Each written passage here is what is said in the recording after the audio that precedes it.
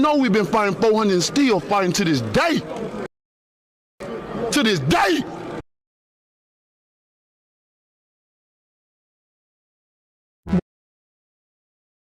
Warning. You are entering Open Lines Friday.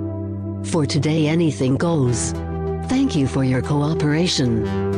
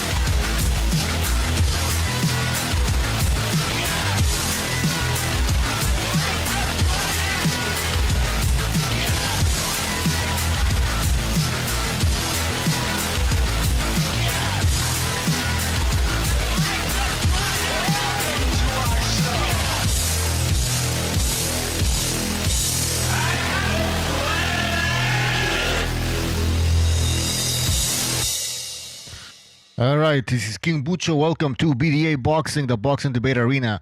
It's Open Lines Friday. Anybody can join. Everybody should join. Shout out to everybody in the chat. Amok, Skill, Kid 25, SSC, Sean Anthony, Knockout Net, Earl Stevens, Handsome Mechanic.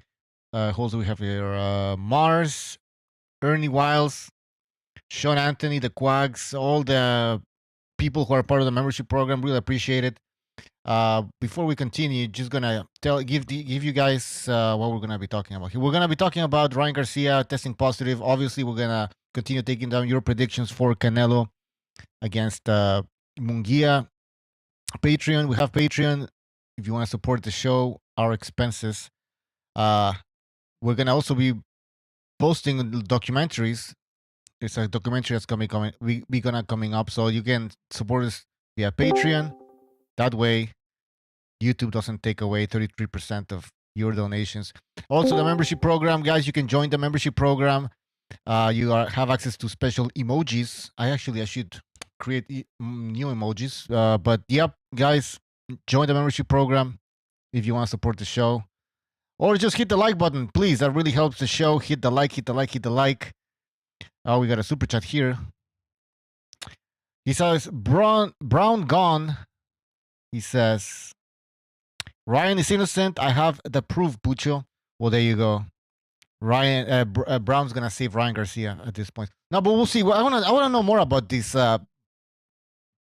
Whatever he took, Jim is gonna be jumping on, so he's gonna explain to us what the fuck's happening.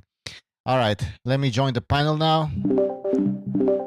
All right, we have Mr. BDA here and Don Madrasos. Guy, welcome to the show. Who wants to go first? Yo. Well, yeah, shout out to everybody, man. This fight, the Canelo Munguia, it had a good turnout. It had a lot of people at the win. So I'm expecting, decent business to be done for that fight. Interestingly enough, Canelo was uncharacteristically saying he's expecting a knockout. Now, normally a seasoned fighter like him would excuse saying, hey, I'm going to knock this guy. Usually the safe answer is, I'm going to go out there to win and put on the best performance possible. Because you know what they say, if you go looking for a knockout, usually that doesn't happen. You got to build your way up to it. So him saying that he's going to beat Munguia, I have to wonder if it's because De La Hoya is starting to get under his skin a little bit with the whole, saying that I made you, you're my son. And then, this is where De La Hoya screwed up a little bit. Because he said, oh, Canelo, you're a cheater. And then he wore the shirt today at the weigh-in with the eat more meat. Which him wearing that a shirt that says "Eat more meat," it's got a different connotation. Let me tell you, San Francisco connotation, if you know what I mean. But he sort of screwed up a little bit by calling Canelo a cheater because A, Canelo was exonerated, and B, De La Hoya was defending the dude back in the day. Now, some people could say, yeah, well, it was his promoter. Of course, he's going to defend him. Okay, so he's a liar then. Whichever way you want to paint it, he was defending what he believed to be a cheater. So he's sort of shooting himself in the foot for that one. Well, that's what I mean. I gotta tell you, yeah, go ahead. well, I'm just saying it's good for business though, because it really did get this fight out there into certain publications. Yeah, people are talking about this fight now, even casuals, just because of the whole De La Hoya Canelo feud. I remember also De La Hoya, when he was promoting Canelo, he was saying that, oh yeah, Canelo would have beat me back in the day when I was still boxing. Now he's saying that he would easily outbox or defeat Canelo. So yeah, he was being a promoter before. Let's remember, De La Hoya is the same guy that said Ronda Rousey would beat Floyd Mayweather in a fight. So he's the classic type of guy that just goes with the trend. Yeah. He's not a trendsetter. He goes with the trend for the most part in a lot of instances. Yep. All right. Who else wants to jump in? We can talk about whatever. I'm going to say something about the supplements and the usage of the supplements, because I think this is, you know what, I don't exactly know what's going on. All I know is that I heard that they tested the guy leading up to the fight because there were concerns about his mental health, and there were concerns that he was using cocaine and marijuana. And, that's a SARMs. Like that, what he was taking is a supplement that takes about 4 weeks to really start working in your system. And if you've taken any of these kind of like, androgen recepting drugs, they take a while. You don't become Superman overnight. I just don't buy that you're testing, and then all of a sudden the day of and the day after, like if you took them the day of, it's not even going to do anything. If you were to shoot up dope the night before or the day of the fight, it's just not enough time. Like you don't become a Hulk after that. There's a loading phase. It just doesn't work. That also, Osterin takes, like, it kind of flushes you out, so it makes you really shredded and more ripped. And it takes like 4 weeks for that to happen. And after that happens, you get really cut. It's like taking human growth hormone or something, where it really cuts you up and it starts kind of getting you. And as I recall, this guy came in a little overweight, and he didn't necessarily look really chiseled either. So I don't know. Listen, I'm not saying he didn't take anything. I'm not saying he did, but if he did take that, I don't think it even did anything for him, because they tested him a week before, 2 weeks before, and he was clean for all the drugs, and he passed his psychological evaluation. So I don't know. I like, something's not adding up, but again, I don't know all the full story. It's just what I do know is that he was under a lot of scrutiny before the fight. So I'll say that Austrian just doesn't work overnight, people. That's not how it works. It's generally loaded into your body. Bro, Jimmy, can I speak? Yeah, we're gonna talk about how some people have been reacting to this news about. Chibi? Is that Chibi? Yeah, It's about Jimmy. he's gonna be showing. Yeah, you could. I remember reading some reports that it'll take up to a week. I don't know, everywhere. I think it was like 4 or 5 days to start feeling any differences. But the differences are very marginal. It's not like, you're gonna double in power or anything like that. You know what I mean? Well, it's meant to cut you up, though. It's like clenbuterol a little bit. You're supposed actually in Russia. You find that in a lot of their livestock, Austrian. So. Yeah, I'm kind of interesting how he got this in his system. Are they saying it's from a supplement? No, it's not from the ashwagandha or some like herbal supplement. It's not from anything like that. You can't. This has to be if he was dumb enough to take it the day of and thought it was going to help him, just because he didn't really train that hard, then maybe he did that. Maybe he was just stupid enough to think that it would work like the day of. And if he did take it the day of, then I'm sorry, or the day before, it just didn't work. Like, it just doesn't work that way. Maybe it was more of a placebo effect and he thought it worked. But I don't know. I'm very skeptical about this whole thing because taking supplements, and in my experience, taking supplements, like, it just takes a while, dude. Like, you have to go to the gym. You have to have a rigorous schedule. You don't just take testosterone or HGH or any of that shit and then just sit around on the couch and go to the club and drink and then expect to be Superman the next day. I'm sorry, but you have to go to the. All right, we gotta take two. I gotta read two super chats. One from Mars. He says, "Bucho, put me for Canelo TKO 7th round. Viva Mexico." All right, your prediction has been entered, and also we have another super chat. Sean Anthony says, "I got Canelo by 11th round TKO." Yep, I wrote it down, Sean. You're on the. Let me make my prediction, Bucho, real quick. Yeah, I'm not gonna take forever. Yeah. I think it's gonna be a draw. This fight, kind of like the Canelo Triple G fight, the first one. And I think a lot of people are gonna be saying that Canelo robbed Munguia in this fight. And I know a lot of people think Munguia's getting KO'd and shit because he does tend to leave little openings when he's executing his combos. But I mean, I never even seen the guy get dropped ever before, bro. Like, he does get hit, but I mean, when you're in there throwing the volume that he does, and the thing about Munguia is he likes to fight. He likes to bring it to your face. When you're in there at throwing 70 punches per round, well, you're gonna get hit. That's how it works in boxing. The more punches you throw, the easier you are to get countered. And I get that point of view that people have that, oh, well, he's getting KO'd. But I don't think so. I think he has the chin to back him up.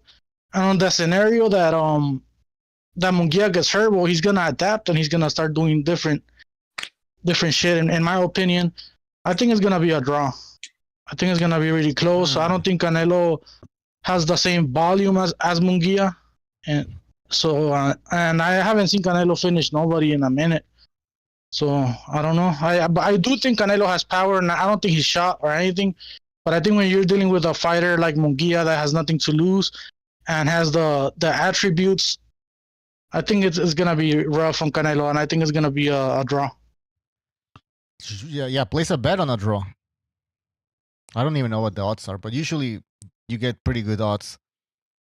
Hey, Bucho. Yeah.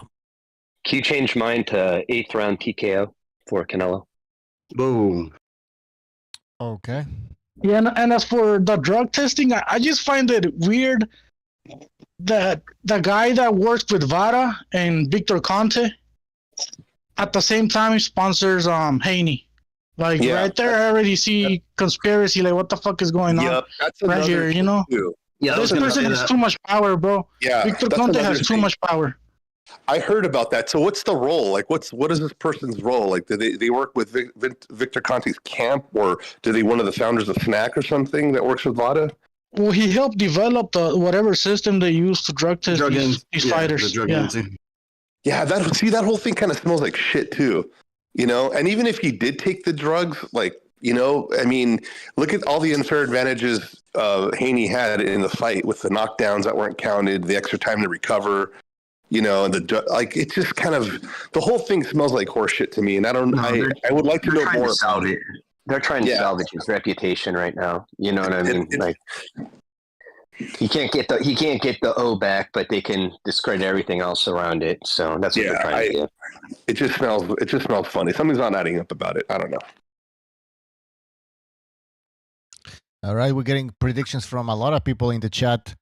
I don't know if I can. Yeah, go ahead. I was just gonna say, why does Quags think Munguia is gonna get stopped in the 8th round? Yeah, that's a good question. I don't think he's a good boxer. And on top of that, I think he doesn't look. BDA was mentioning it on the chat earlier today. He looks like shit. He looks kind of really skinny and drawn out.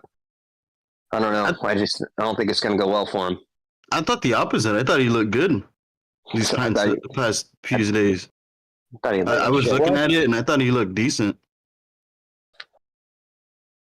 Well, I never seen Munguia drinking. I never seen Munguia out partying. I never seen Munguia do none of that shit. I think he takes the training camps very serious, bro. And he has Freddie Roach on his corner. I know a lot of people don't like Freddie Roach. Some people say he's a shitty trainer. But I think for Munguia's style, I think that's one of the best trainers he could have, in my opinion. That's a good call in the training. I just don't think he's going to be able to fix what he is. He doesn't move his head. He stays in the pocket way too long. And with somebody like Canelo, he's going to get caught. Yeah, listen, good training will help you for the first few rounds with someone very skilled. But after you start getting tagged and you start confronting something that you don't know, you're going to go back to your old style. Good training will help you with someone that doesn't really know how to fight that well either, like a lower tier opponent. But this is where he's going to have to like really show some growth. And I think this is, regardless of the loss, I think it's going to be a really good growing experience for Munguia. Yeah, it depends on how much Munguia is going to be getting hit in the first part of the fight. If he's getting tagged often, then we're going to, see whether he has a chin or not. Because Canelo hits fucking hard. I don't think people realize that. Some people realize that. JA with a super chat, he says, Ryan testing positive doesn't change the fact Devin Haney got exposed. Ryan didn't land the left hand all 7 rounds against Tank. Haney got caught in the first round. Yeah, that's true. That's a good point, JA.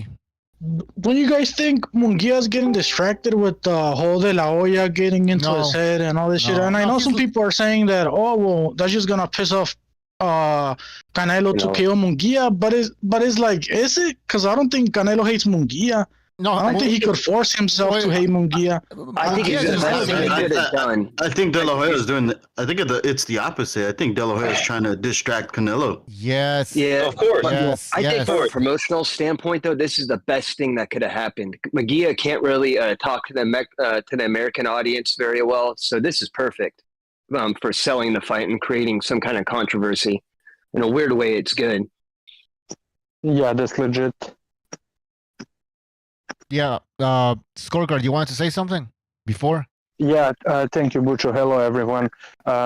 Look, this fight, I haven't been watching Munguia in a long time, but from what I remember, especially that one fight that he had against that guy from Bahamas that got stopped on cuts, from what I remember from that fight, I think that was the exact fight that I thought his style would give a who are we talking about, bro? Canelo.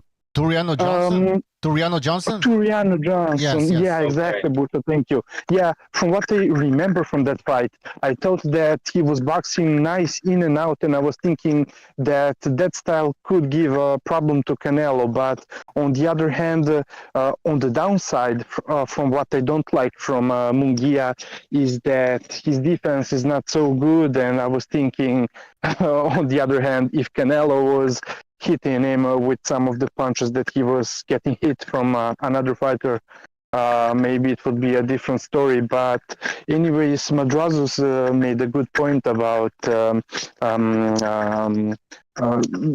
compactness, working with a trainer like Roach. It may get you through a few initial rounds. It reminds me of AJ versus Usyk in a rematch, who looked excellent and very compact with Robert Garcia until he started getting tired and getting hit by Usyk. And, I just think that a good trainer like that is gonna give him advice during the actual fight, like for a strategy. Like he's gonna see if this guy's making a mistake, if the fucking Canelo's making a mistake, and he's gonna tell him what to do in the corner. You get me? And for that's on every fucking round, not just on the first round. Hold on. Let me respond to that though. That's gonna be coming through like 2 different mouths way. So you're gonna have Freddie Roach, who can barely speak English, and then you're gonna have someone who has to translate that to Munguia.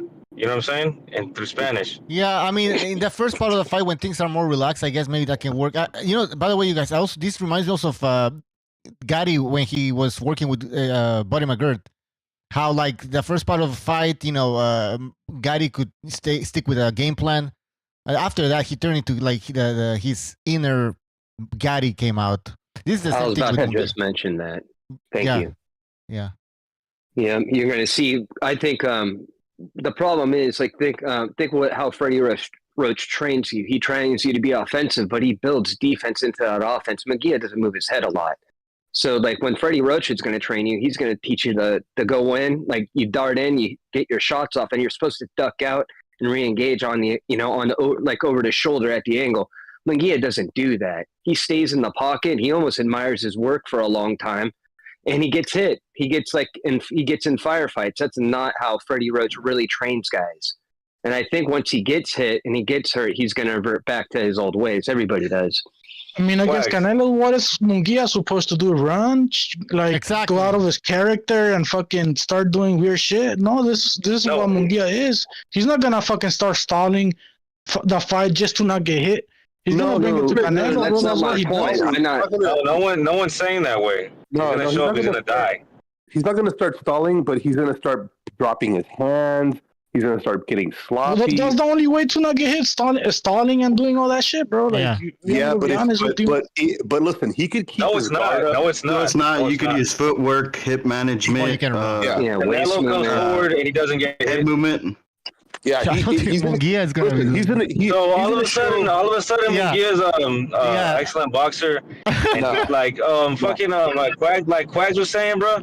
He doesn't get how many hit, bro. times he's been dropped? If his defense is as shit as you guys say, how many times he's been dropped? I never seen him get dropped. He hasn't been dropped. He does get tagged a lot, though. That's irrelevant. And he gets tagged because he likes to fucking fight, bro. Yeah, I know. He's a warrior. I'm not shitting on him. He doesn't move his head.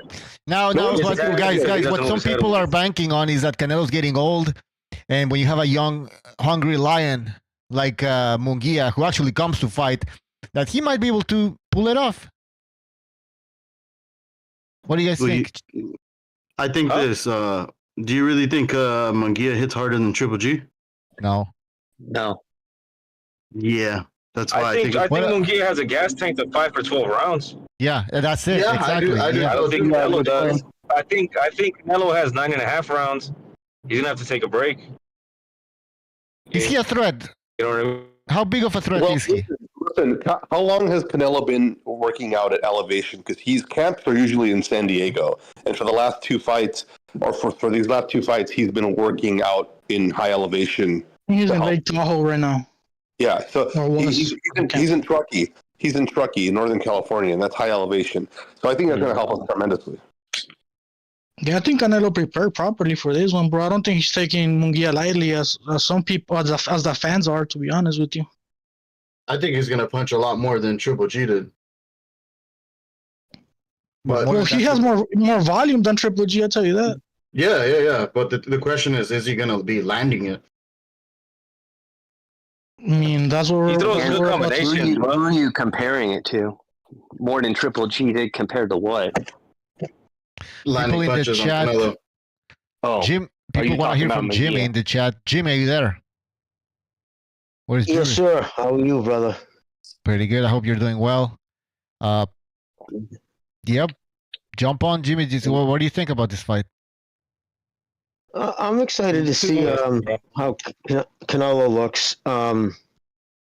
He didn't look drawn. He looked like he took the weight off right. I mean, of course, he's got the best of the facilities. He's a consummate professional. He knows what he's doing.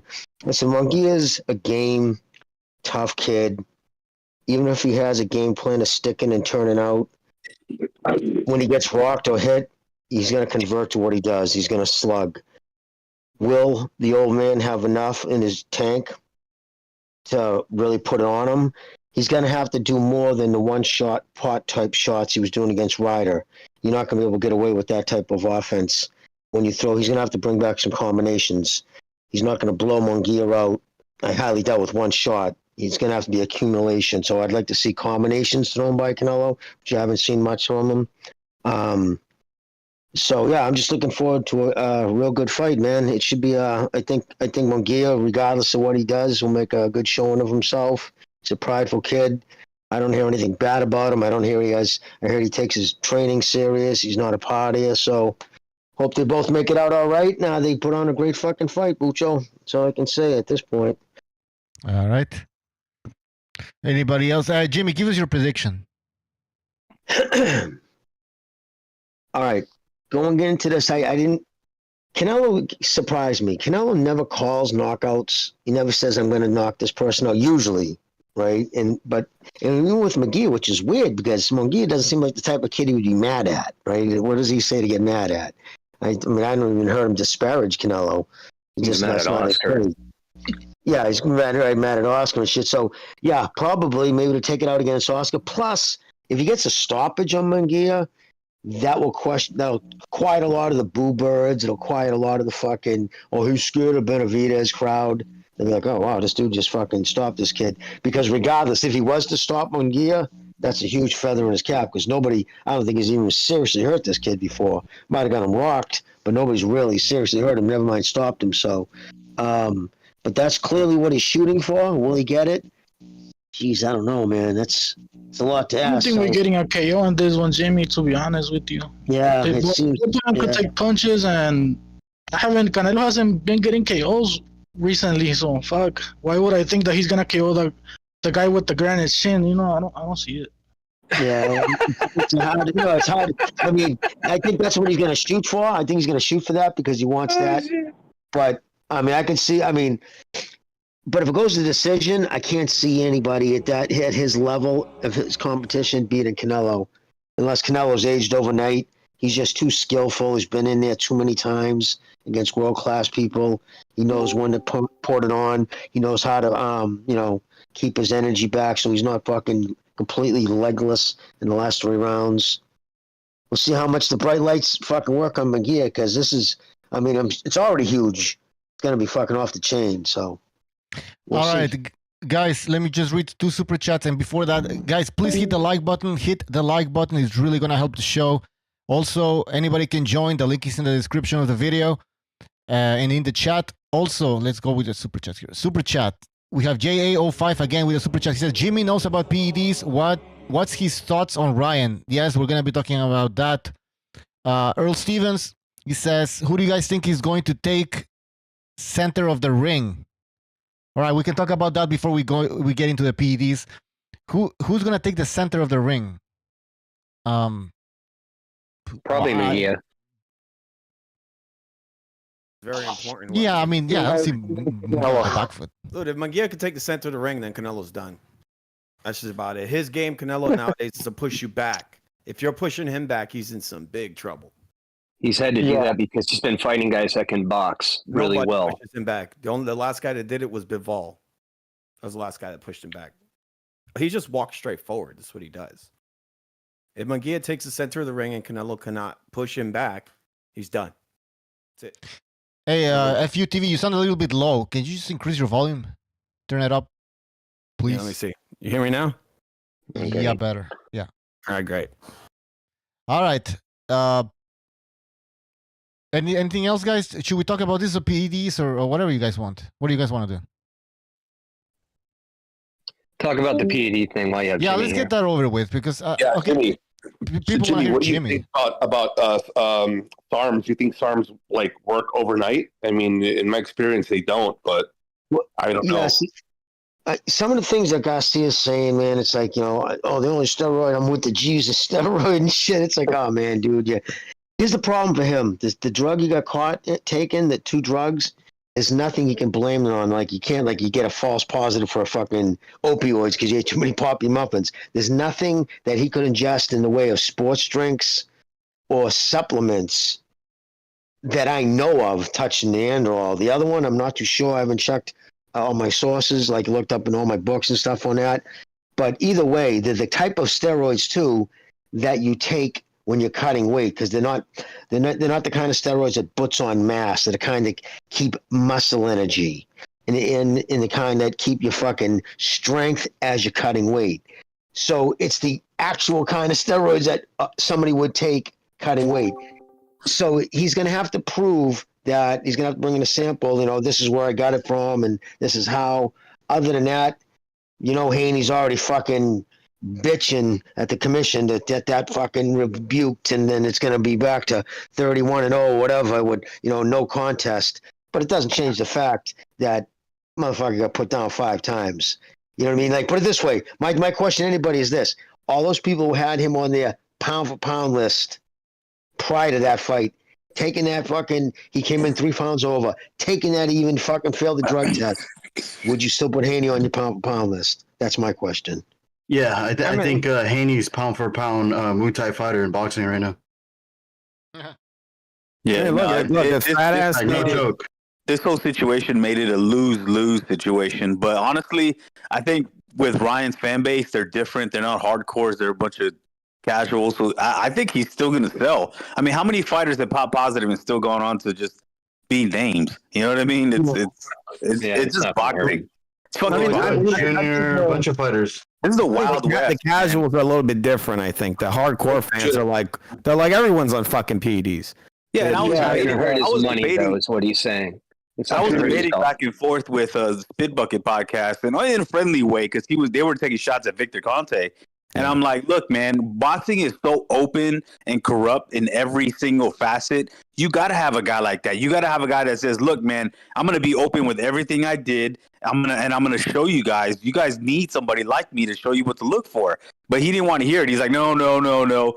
But I'm like, look, man, like the boxing is dirty like that. The refs, the judges, the commissions, the promoters, the testing, everything in every way. It's like in crime. You got to have insiders. You got to have these guys on the street that are your, what do they call what do the cops call those guys on the street that help you out?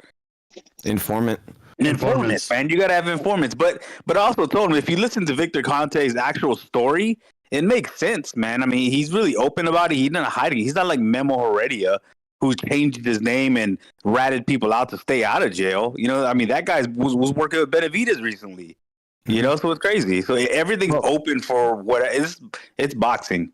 Yeah, can I address one thing too, real quick about the Victor Conte thing? My thing is this: listen, Belco, his original company that he got the fame, that was all built off. Remember, he was in a rock band.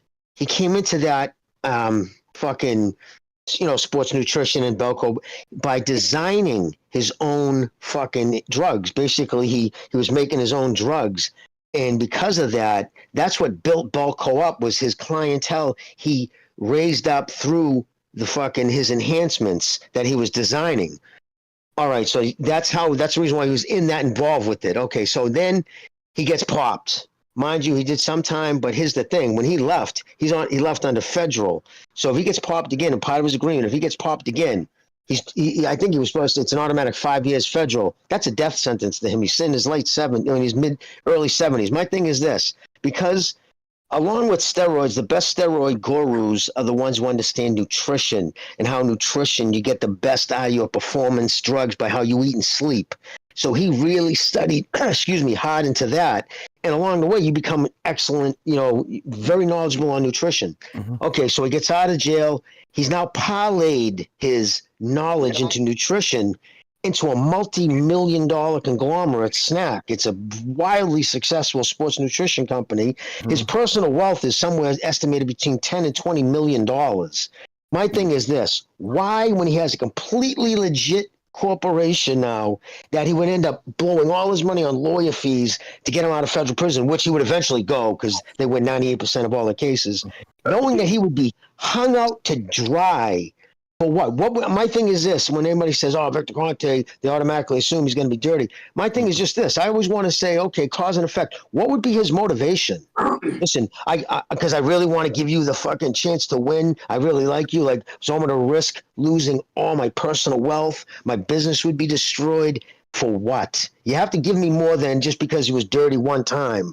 It was a different reason. You know what I'm saying? That's my point. I'm not saying anybody isn't corruptible.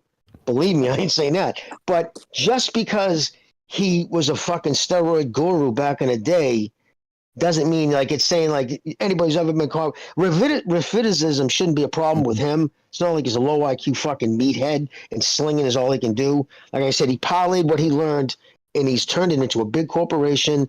He's got a lot of personal wealth. Why would he destroy that and go to? Because from what has been told, he even said he was scared shit in prison. Yeah, there's people that are trying to twist it to attack him to defend Ryan in some way, like, oh, look, he's involved with Vada, so that's how they're sabotaging him. And it's like you said, why would he risk that, all his success for one guy like that? So it doesn't make sense.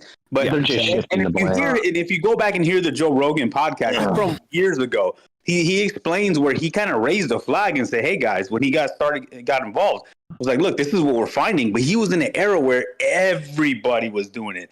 The Olympians, they were doing it out in the open. This was the Arnold Schwarzenegger era. Come on, man. Yeah, so he was just a product of his environment at the time. He did his time, but then everything kind of came around, and now he's trying to help. And because he doesn't need to cheat no more. He's got his own product that is really good. No, the reason you hire Victor Conte is so that you know how to beat the tests. You don't get him for a diet. That's a silly idea. All the great gurus who do dietary plans and exercise, they always give you hormones. If you go look at almost any personal trainer, real trainers, that high level, you get that guy to beat the test. And you noticed you've seen a lot of his snack fighters have actually popped dirty. They just never bring it back to him. They'll say, I didn't get it from him. Right? Well, even with VADA, if you're not doing it year round, you can still beat it. You can cycle in and cycle off of it. But he knows how to beat him. Yeah, when I see guys like Tank Davis, and he's like just a couple of weeks ago, he posted a picture where he looked ripped, and I'm like, wait a minute, why is he so ripped already? And they haven't even announced the fight. That was one of Floyd's tricks, in my opinion. That you cycle on, you juice to the gills, and then you start cycling off, and because testing doesn't start until the fight is announced. So once the fight is announced, that's when testing starts. And then, but you have a window where you take it and you're coming off of it, but your body still is coasting off the benefits of the PEDs, and you'll still pop under the allowable limits. As long as you're not taking the CIR testing, which is the isotope one that really looks at in your stuff and tells if it's synthetic or natural. But that's the reason they only, like guys like Floyd never wanted to use VADA, because they have that test. They use USADA that doesn't have the test. So Floyd overpaid USADA by hundreds of thousands of dollars for a cheaper test instead of paying for the cheaper one with VADA that can see that stuff. So it honestly, I tell people your favorite fighter is probably on it.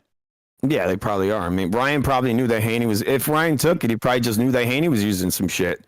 He's like, there's guys like Donito Donaire who voluntarily did the year-round testing out of his own pocket, and like kind of like Tim Bradley too. When Tim Bradley was training for Marquez, he wanted him on VADA. Marquez said, "No, I'm not doing VADA." So he said, "Fuck it, I'm going to pay for VADA. I'm going to do it myself, and then I'm going to beat your ass." And of course, that's what he did. He schooled him. So that's why, there is guys that I think are clean. But it's just crazy. Then this goes out to Anthony Joshua, right? Anthony Joshua. Yeah, this comes all the way back to like Canelo and what Jimmy said. He's like, man, why would he use that cheap shit when he can use the designer stuff that's top notch? And why would he use clenbuterol? You know what I mean? Like this whole thing is just madness, man. People are gonna get popped. I mean, but without guys like VADA and Conte in boxing, we would be like the UFC. And if you see all those guys are all like. They look unnaturally ripped and crazy. It's out of control in the UFC. Well, it's a different sport, so they build up muscle, a lot of muscle. Yeah. But they're also dirty as hell. I mean, they're getting tested hardcore. They're getting popped all the time. Yeah, some fighters get tested more often than others. It's weaponized. To the point where Dana was like, "No, forget it. We're not going to do the strict testing anymore because they've actually had to cancel events at the last second, and that's costing too much money." And he's like, "No, I'm just going to say fuck it." Now that they're not using, I don't think they're using VADA anymore. They use VADA, I think. They do more testing though than in boxing. I mean, you can do testing, but what level of testing is it? How often are you doing it? How often are you doing it? Is it year round? It's year round random testing. Is it testing for the synthetic stuff, or is it just testing your TE levels? There's different. Everybody can say like, "Oh yeah, I'm testing." I mean, they caught John Jones on some fucking picograms, so they found very small levels in that guy's body. They're testing blood and urine, and they're doing it year round. And then don't forget the part where he was hiding under the cage from USADA. Yeah. Professional boxing only gives $200,000 a year to VADA. That's their working budget. How much you really think they can jump on planes, fly around, plus pay budgets? I mean, salaries and whatnot. So they don't give them next to no budget. That's why a lot of the times these guys will sign up for fights, sign up for VADA, and they don't even get tested. It's so random, you know what I mean? And then you'll have a guy like Inoue who was tested twice in 1 week.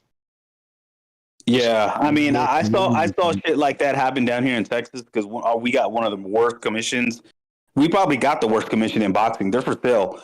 And when I was talking to Austin Trout, he's like, man, they were poking me every other day. And I was asking him, hey, man, did you test Canelo? Did you test Canelo? And they're like, oh, yeah. But then after the fight, Canelo, he was asking, hey, man, you're testing me right now. Are you going to test Canelo right now? They're like, oh, no, he has to go to he has to go to the hospital with an arm injury, and they walked him out with the sling. But I'm like, he's like, hey, did you ever hear of an arm injury? I'm like, no. He's like, exactly. So it's like it's fucking everywhere, man. It's just like you just gotta like have things in place, and if somebody like doesn't time it right and they get caught like Ryan did, then that's on them. But please let me tell you one thing. Because of people like Haney, who are despicable, and also the so-called fan base of his, in reality, he has no fans. But guys like him, I'm glad for. Of course, it's not good for Ryan Garcia for popping positive, but I'm enjoying this show because it's just pissing off those people even more. Look, when Inoue was about to fight Stephen Fulton, I remember telling to Corruption that the result that I wanted to see was not Inoue knocking him out, but instead Inoue robbing Stephen Fulton. And you're right.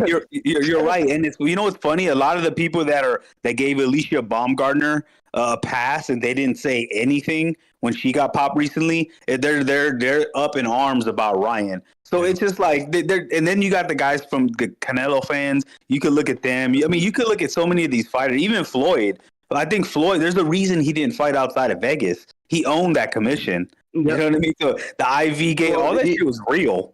He not only did he own the commission, he owned the drug tasting agency. Yeah, and then he had a couple of fights where he waited to the last second to announce a fight. Because, again, when you announce the fight, that's when the testing starts. So, again, when we saw Tank Davis all ripped up, the fight's not announced. I'm like, man, he looks like he's in fighting shape right now. That's real dirty that he would do that, right? Yeah, what about the part when he was in his prime? Imagine this, a world-class athlete in your prime, and he tests his lower testosterone levels than an elderly man. Exactly. Yeah, that was the indicators with Floyd, where he would test way low. Because if you're using it, your body's gonna stop making it. So when they would test him randomly, like it was just like, yo, your shit's way low because he's not in competition. He's not using anything. He was trying to bring it down. Probably that's what it was. He used some kind of substance to bring the testosterone levels down. It was to match the amount of testosterone he had. But Southpaw Lefty, that's a great point. Yeah. And he did a lot of projecting. When somebody's out saying you're dirty, you're dirty, you're dirty, you're dirty, you're like, why is this guy so loud about it? It's just and it's within his character. Like, dude, you're so easy to read, bro. Yeah, he had so many incidents. To Southpaw Lefty point, Floyd was the first one who started that shit with signing the fights, announcing the fights officially just 3 or 4 weeks before the fight. It never happened before in boxing. Yeah, he would announce the fights. He's like, oh, yeah, I'm going to fight him. He gives the guy no time to fucking train. He's already cycled off. He gave himself enough time. That's not how it works. It's supposed to be training you throughout the year. Yeah. But see, I wonder if they're going to take that win away. Are they going to make it a no contest? Because sometimes they do. Sometimes they don't. That's their plan. I think so. It's just to protect the zero. That's their main objective. That's their plan. Well, why didn't they stop the fight then? That's the thing. Why didn't they stop the fight? If they didn't have it yet, they tested. He supposedly tested positive for Osterman the day before the fight. What? Yeah, I remember reading a report. The day before, and the day before the fight also. It's kind of like when Oscar Valdez. It's kind of what the Oscar Valdez situation. Remember, they found that beforehand, and Arizona was like, well, we're just gonna let it happen. We'll fine him or slap him on the wrist. Well, they tested him on this the day of the weigh-in, and then the day after, in fight day, that was his A and B samples. The thing is, it takes a minimum of, even if you expedite it, it's going to take at least 72 hours to get the results back. Well, according to Dan Raphael, he tested positive the day before the fight. Well, that's maybe he worded it like that way, like he took the test and he tested positive. Yes, he tested positive and he took the test, but they wouldn't have an on results. It's pretty involved. They got to send it out to spectrograph and fucking break it all down by the heavy metals and shit. Well, it's thing to do. The thing is, Jimmy, like from an ethical standpoint, if it's true, like they claim it is, then that would have prevented the fight. What about the Povetkin and Wilder situation, remember? Yes, they're supposed to notify the commission. Say if they took a test, because say he was tested earlier in the week, And in the 72 hours, again, minimum of 72 hours to the turnaround. And they found out they're supposed to contact the commission and say, this fight is dirty. Don't let the fight happen. Or the fighters can decide. Usually the commission just pulls it. But, yeah, I mean, there's different types because we've seen situations like in UFC where they canceled the fight because somebody popped, where they canceled the main event, and then we saw one with Oscar Valdez where they didn't know if they were going to cancel it, and they had to come up with some kind of quick punishment. They let it happen anyway, and then in this case, I don't think they had it in time to cancel it. Yeah, but here's the problem, guys. You're really defending Garcia, a lot of people, but listen, he came in overweight on purpose. He admitted that. He said he's not trying to make weight. He's trying to win the fight.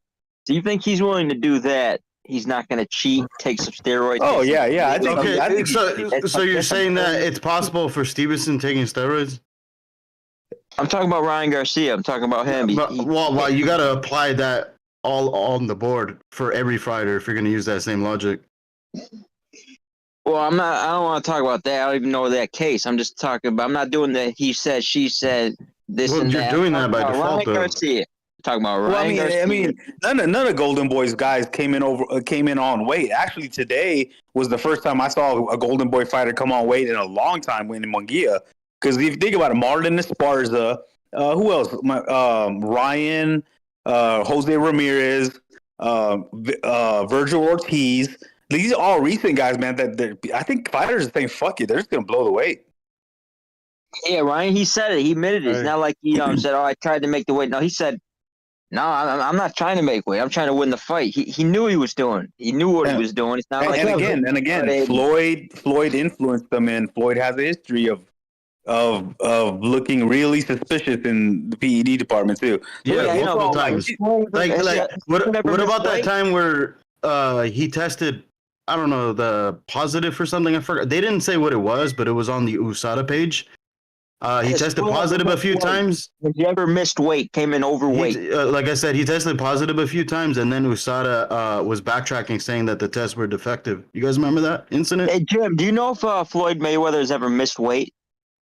Yes, he did. He missed from Marquez. Yeah, Marquez. What he's done though, he's intentionally too. Yeah, and the thing with, and I understand what you're saying, a little underhanded, absolutely, to purposely do it, but he knew it was going to be expensive. It cost him $1.5 million, those 3 pounds. Excuse me, $500,000 a pound. I mean, but is it true? Is it true that he bet on himself and made $12 million? Because if that was the case, then he made out. I don't know. He would have to do it to it. I don't even know if it's illegal for the fighter to bet on. I know he can't bet against himself. That'd be pretty. He said he was crazy. legal. It's not. That would be fun. But yeah, no, he. But with Garcia though, right? Haney could at any time said, "No, fuck off. You missed the chip by 3 pounds. Go fuck yourself." Because they had a fighter ready to go, and who trains. They had a backup in case something like that happens. The guy who fought in the undercard. That's who Haney would have fought. So he was within his legal right, contractual right to cancel the fight. Say, nope, I'm not doing it. But he saw the money signs. And here's another thing. The VADA and the commission said, we'll do a testing the next day. We're going to weigh you guys the next day to see where you guys are at. Who's the one who shot that down? It wasn't Garcia. Garcia said, fine, I will. It was Haney. The reason being, he didn't want everybody to see how big he comes in. He didn't want everybody to see how big he came in against Little Loma. So he said, no, give me $1.5 million, greedy. I'll come in, don't worry. I'm going to blow up so big it doesn't matter anyway. And got greedy, checked out the money, and he was the one who was hiding his weight. I think they said he was like 164 pounds, somewhere around there. I saw him do an interview today, and he looked huge, man. He looked like a middleweight. He's a bloated up pig. I mean, it's a ticking time bomb, man. I mean, pick your poison, man. He's gonna have that size advantage, but maybe he's getting dropped not because of the PEDs. Maybe he's getting dropped because he's cutting way too much weight. Even with that 36-hour rehydration time that he always uses, it still might be killing him, man. So it's just like he's already chinny. He's turning into the new offense. He didn't miss weight, and he didn't fail the drug test. Yeah, I mean, I don't know. I can't stand Haney. I just, yeah. I think you call it what you want, but he passed his drug test. He came in on weight. Ryan Garcia's a fucking Well, he's snake. got Victor Conte in his corner. Yeah, one guy's literally taking shit, and the other guy is doing it. One Ross was saying over the counter. was saying, You want some bullshit. dude, you got a PED Nah, man, you're just guru not looking in your at somebody else corner. talk. Can somebody else talk? I'm saying, look, the guy's got a PED guru in his corner. What do you think? He's going to miss weight? Yeah. He's probably using every drug. No, hey, wait. But we gotta. But he didn't use. Working? He didn't I don't know. Is use my microphone working? That's He bullshit. didn't working? That's This bullshit. fight, hey guys, this fight he didn't use snack. My microphone working? Y'all bullshit. Y'all Is my know microphone working? Yes. No. Oh, good, because there's like No, your mic's not working. 50 No, people you shut up. talking. No, we can't hear you. Yeah. Don Madras was saying Garcia took the drugs before the day before the fight. There's no evidence of that. His test before the fight was positive, but he could have taken it a week before. No. You need to clean that up. No. He was being tested rigorously because they're When was the last test? When was his last clean test?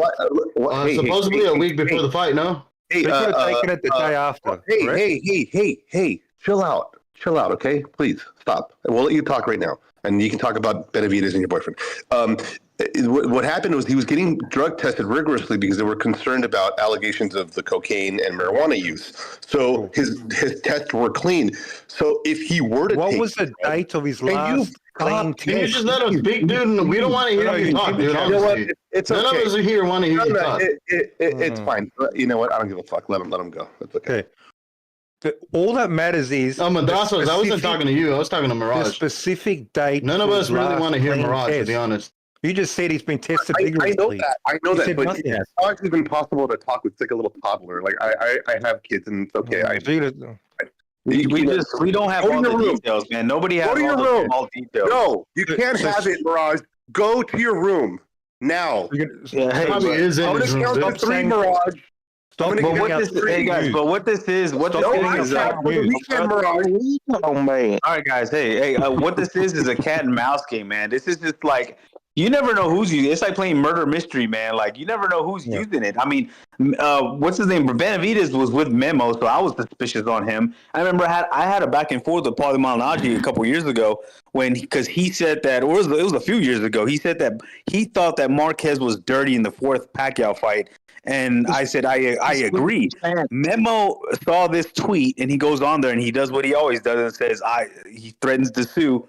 Paulie just shut up, and so that stopped there. But then a few months later, Paulie turns around and signs and starts training with Memo. So man, you never know, man. It's just it's like murder mystery, man. I just think a lot of the guys are on here, and they're dummies when they get caught because they're not doing it right. Guys, we have a comment here, a comment from T. Lerny. We have a comment, a super chat, but it's a comment. He says, stop talking. Somebody's talking. Yeah, hold on. I don't want to use my phone, so you guys don't have to.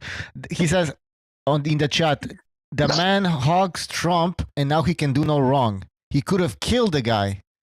Ryan Garcia could have killed the guy because he was using PEDs. What do you guys think? No. That's a big old fake bullshit. He already beat the guy 3 times and dropped him. By just going into the I'm ring. not driving like that. I'm gonna call out both sides. It's just because I'm criticizing Ryan doesn't mean I'm shit. I'm a big Haney fan. I think Haney's a piece of shit. So you can call both sides down the middle. So both that's why I said it's a lose-lose situation. That's why. Mark, did you say his last clean result was a week before or something? Did you say that? Yeah. So that means he got to taken it the day after that. No, So but he got a had drug it in his testing system for a like day a week. before the fight, and supposedly he tested positive according to Don But he could Raphael. have but he could have taken it a day after his last clean test. Doesn't mean he took it the day before the fight, just because he could have been dirty for the last week. You understand? But they only took the blood, the sample. So you're saying that the week that he took it, he could have taken that same day after he got tested, and then he got busted in. Yeah, but the problem with the theory though is like you're talking about marginal differences. He's not going to have 2 times the power as a lot of these knucklehead Haney fans do. I'm just saying he didn't take it on the day before the fight.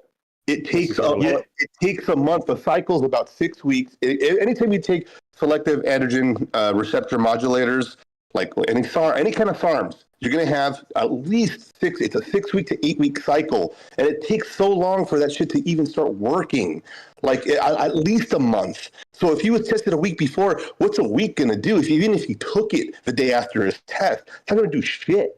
That's what I'm trying to say. This guy's a microdosing, man. He's probably taking it for months. They microdose. It's a problem that's never going to stop, man.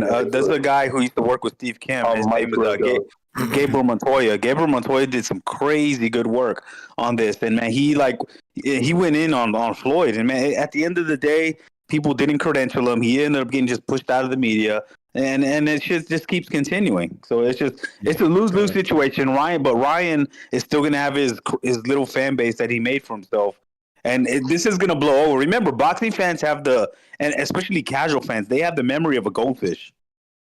That's true. It's not going to erase the ass kicking. You can't erase that. That'll happen. Yeah. That's also the damage. You think about he's always been chinny, but getting a beating like that, he might not ever be the same. Yeah, and I think if I had to bet, I'd bet on Haney being on his own fucking source.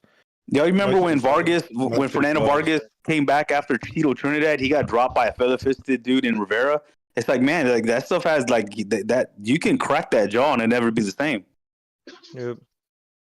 Guys, I wanted to remind you to please hit the like button. It really helps the show. Hit that like. And anybody can join. The link is in the description.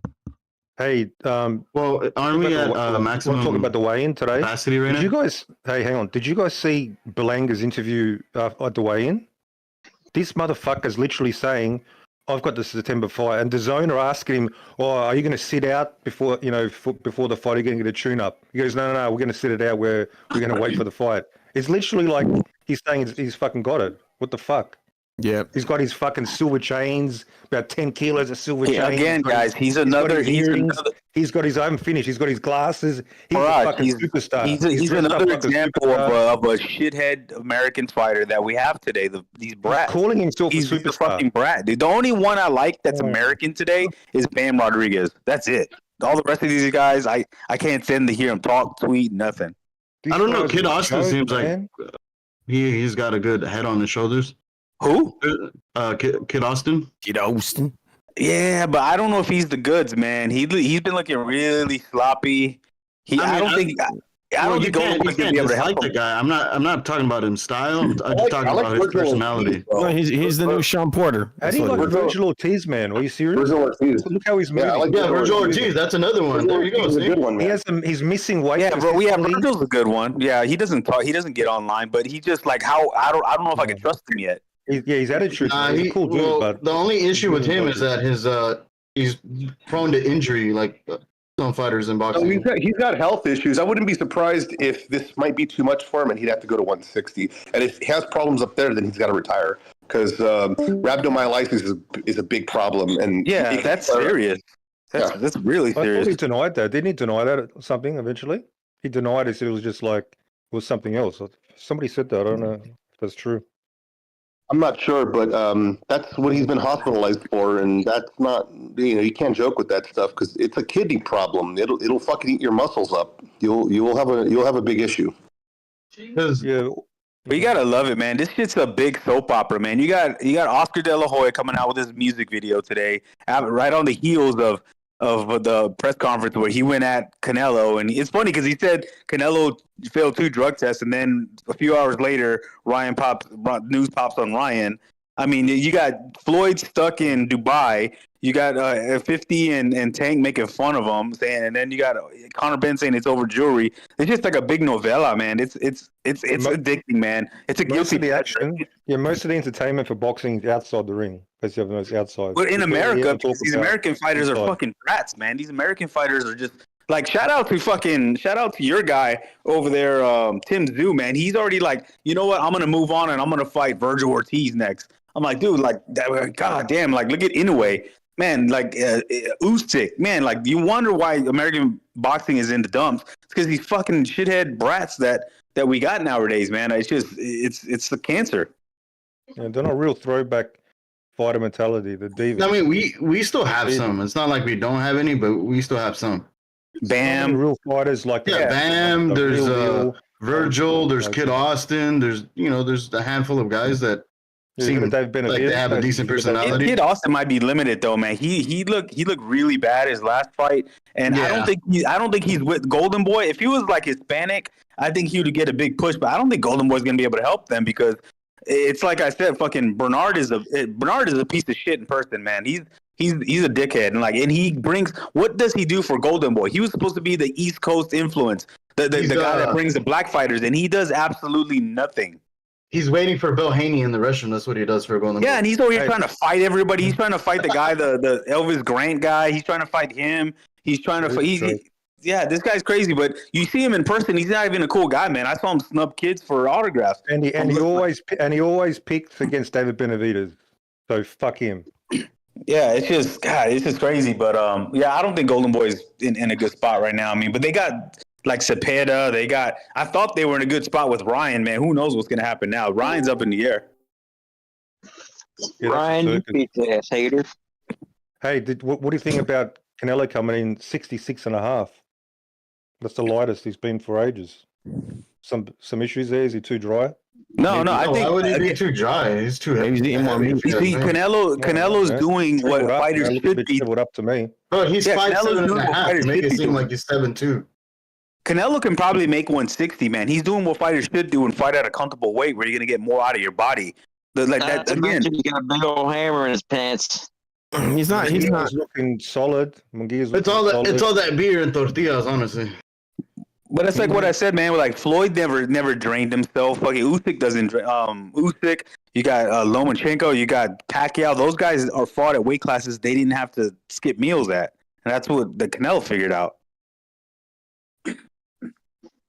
That's right. So, I mean, I hate to change the subject, but does anybody know much about the guy that Stanionis is fighting? It's a literal can. Yeah. What I understand. It's a can. That whole undercard is like, what a. Yeah, they're not even showcase fights. All of them, literally. But honestly, man, I think it's going to be entertaining because they're all flawed. I mean, usually the undercards we're looking at, like, oh man, like we're kind of disappointed with. Okay. They're limited, so they're usually knocking each other's heads off. Okay, the ones that Brandon Figueroa's opponent came in overweight. Who the fuck is Barrios fighting, and who the fuck is Stanionis fighting? It's like, come on. Isn't that Maidana? Is he related to Maidana? Do you know Maidana? Yeah. I don't know if he is. Yeah, is he from Argentina? Man. Yeah, Argentinian guy. Yeah, I think so. I think you're right. You're right about that. But I don't know. That brings some a little bit of story and a little bit. Though. But look at that card. That card is very vulnerable. He might get cracked. You know what I mean? Like he doesn't take good body shots. And by who? Barrios. No, but I know. By who's he fighting though? He's fighting Maidana. I don't know if that's Maidana's cousin, brother, or what. I know, but what has he done? What? No, I don't know. I've never seen the guy. That's what I'm saying. The whole card is very underwhelming. That's all I'm saying. Yeah. I mean, but sometimes I'm telling you, sometimes the flawed guys give us the best fights. I mean, I'm going to buy the fight regardless, and I'm going to watch him because I like watching fights anyway. But if it starts getting like, Canelo will appreciate your money, Madros. I mean, hey, all fighters appreciate my money. I bought your boyfriend's fight too. Don't worry, he's not left out. That was a great fight. That was a great fight. Down here in Texas, they don't. When he takes you out for dinner, the restaurant show it for free down here. I'll let you off, Madros, since you're buying David's fights. I'll give you. I don't know about where y'all live, man, but they don't enforce the law in Texas. Listen, Rare Breed, I support your boyfriend. I really do. That's Mirage. Oh, Mirage, whatever, same shit. Yeah, same. You're right. It's just different voice changer. And at least David, he brings value for money. I'll tell you what, this fight, Canelo Munguia is going to be more exciting than what was it, Benavidez against Andre. That's for sure. Yeah, for real. Okay. Oh yeah. And I'm not gonna lie, man. I hope the upset happens. I mean, Canelo's up there. He has a lot of miles. I mean, I would say that I think it's going to be competitive. Munguia at 168 is a better win than Andrade at 168. No, now you're just trolling. Come on, keep it real. No, you're trolling. Andre is crap, man. Andrade, what's his best win at 168? Tell me. Andrade would like shut out Munguia. What's his best win? I want to hear. Come on. I already asked him that. Like he couldn't answer. Hey, what do y'all think? What do y'all think of the Canelo Oscar going back and forth? That was crazy. Yeah, that was that's selling the fight. I see Mexican television. Actually, my mother was telling me, "Oh, is there a fight, Canelo?" I'm like, "Why?" And she's like, "Because on Mexican TV they're talking about it." Hey, see, is this the new way? Is this the new way, Bucho? Is this how they're gonna do it from now on? Because you have Tank going after Floyd to promote his fight. As soon as Oscar gets up there, he starts beefing with Canelo. Like, is this what the fight? They had Ryan just going buck wild before his fight. Like, is this what boxing is coming to in America? We're just gonna cause a whole bunch of weird drama. Well, it's always been the case. I mean, they know how to. I mean, Hopkins. Remember when he was slapping Winky Wright? Or he didn't slap him. He pushed him. He did something. I don't remember what the fuck it was. So some fighters know. Some promoters know what they have to do. Some do it. Some don't. But you're right. It might start that trend again. I mean, it's working. Who's judging? Oscar's off his rocker, man. He's always been that crazy girlfriend. He's always been that crazy girlfriend when it comes to Canelo. And this is the first time he's actually faced Canelo on the opposite side since they've been beefing for years and years and years. So it's all bottled up. It is personal. It is personal. By the way, super chat from Crispy. I really appreciate that super chat. He says De La Hoya versus Canelo, ex-lovers quarrel. That's exactly what we're saying here. It's personal. Did y'all see Oscar's video? No, what are you talking about? Music video? What do you mean? There's like a music video where he's dancing in his robe with gold underwear. There's midgets fighting each other. His girl's like watering the car, washing the car in her bikini, and he's having cigarettes. It's bizarre, man. It just came out. Like, it's out there. Personal trainer, right? Yeah, the Oscar Canelo thing, that's a classic fucking boxing moment, man. That press conference. And what's funny is one of the midgets is wearing that wardrobe that he got caught with the fishnets and the boxing gloves. The midgets? What the? Yeah, it's just look up like Oscar De La Hoya video on any platform right now. It's crazy. He's making a comeback. He's making a fucking comeback, man. Dude, Oscar is off his rocker, bro. No, Oscar De La Hoya in his prime, he would have fucking boxed up Canelo, man. He's the man. He would have been at 154. I give. His prime would have beaten Canelo. Let's be honest. If Oscar, one thing I'll give Oscar is if Oscar was Canelo, he would have fought Benavidez already because Oscar was like that. Fucking oath. That's true. People forget, man. They think this guy's a weirdo fucking bitch. Yeah, but now you're implying that Canelo is ducking Benavidez, which is ridiculous. Honestly, though, two things can be true. Honestly, though, Oscar might have fought Benavidez, but Benavidez would have had to earn his shot too. So there's that. You need to earn his shot like Munguia, John Wright. I mean, honestly, who earned their shot today? Like, who really? Yeah, you're right. I mean, beating Canelo's leftovers? Did Charlo earn it? Charlo didn't earn it. You think he was not even? You're gonna tell me Andrade, the same guy who had a controversial win against what's that guy's name? You need Vanes and Jack Cocaine. Of silver chains around your neck. And then look like dog shit at 168. That leftover stuff is retarded because that's how boxing. When you're a champion, I do believe that when you're a champion, don't you have like a mandatory fight and then you can pick and choose whoever you want and then you take another mandatory? So you fight a guy that deserves a fight and then you fight a guy that maybe doesn't deserve a fight and then you fight again a guy that deserves a fight. That's what champions do. Yeah, but if you're a cash cow, you can dictate the mandatories. I mean, even Spence was not. It was a name, but not a cash cow, and he never fought mandatory, so that could be manipulated. Yeah, but you got Benavidez acting like a cash cow when he's a co-feature. Yeah, to that's an what event. I mean, two things can be true at the same time. Do I think Canelo ducked him? Yes. Do I think Benavidez made stupid moves and with the wrong people? Yes. I mean, I just think both are true. I think both are at blame. I think, and that's what it is. You know, I don't think Canelo wants anything to do with the guy. It would happen if Canelo wasn't ducking it. He's just got to paint his way and earn his legacy. I mean, it's not gonna happen. He knew that Benavidez couldn't make the wait much longer, and he's like, you know what? It's just let a fight go by, and he's gone, and that's what happened. He's not coming down. I mean, he missed weight, and he tested positive for cocaine. And Canelo tested but he came down. He came underweight. And he was ranked at 175. I don't understand. Why does it matter if he did coke? What do you mean? Canelo did pee. That's his fault, dude. You can't blame someone. It's a red herring. Well, but when it came, the only reason it matters is because He ruined The only his reason chances. it matters that Canelo, I'm saying, the only reason it matters that he took cocaine is he got caught, and he's a professional athlete, and if they catch you, bro, there's consequences. That's why it matters. Well, yeah, he could easily say, I'm not fighting a drug We cheat. don't. It don't matter. He's a drug cheat. It is what it is. Benavidez is a drug cheat. He was working with Memo Heredia just like this Victor Conte guy. He's a drug cheat.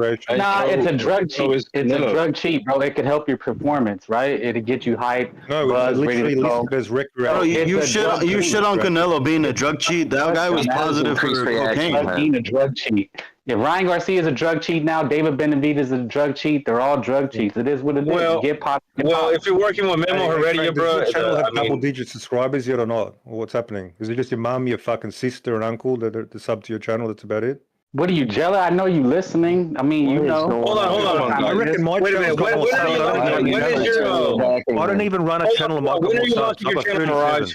I got 37. Hey, Mirage, when are you launching your when you're launching David Benavidez's I should OnlyFans? launch a boxing channel. I reckon it'll be quite popular. You should do it. Launch your OnlyFans for David. Mirage, I want to take BDA's viewers. I want to take BDA's viewers. Are you going to show up in your dickies and are you just selling like a troll or something? Mirage? Well, you want to buy some? You want the pink? Are you selling the Benavidez underwear on eBay? I'll give you a discount for the pink underwear. Nah, no thanks. Panties on the dross. I mean, somebody said Oscar. Yes, Oscar fought the names too. There was guys Oscar didn't fight. There was Vernon Forrest. Hey guys, I've got a question. Everybody wanted to fight, but he fought the names. You had to earn a fight with Oscar. Wait. Who did he fight? Who did he fight instead of Vernon Forrest?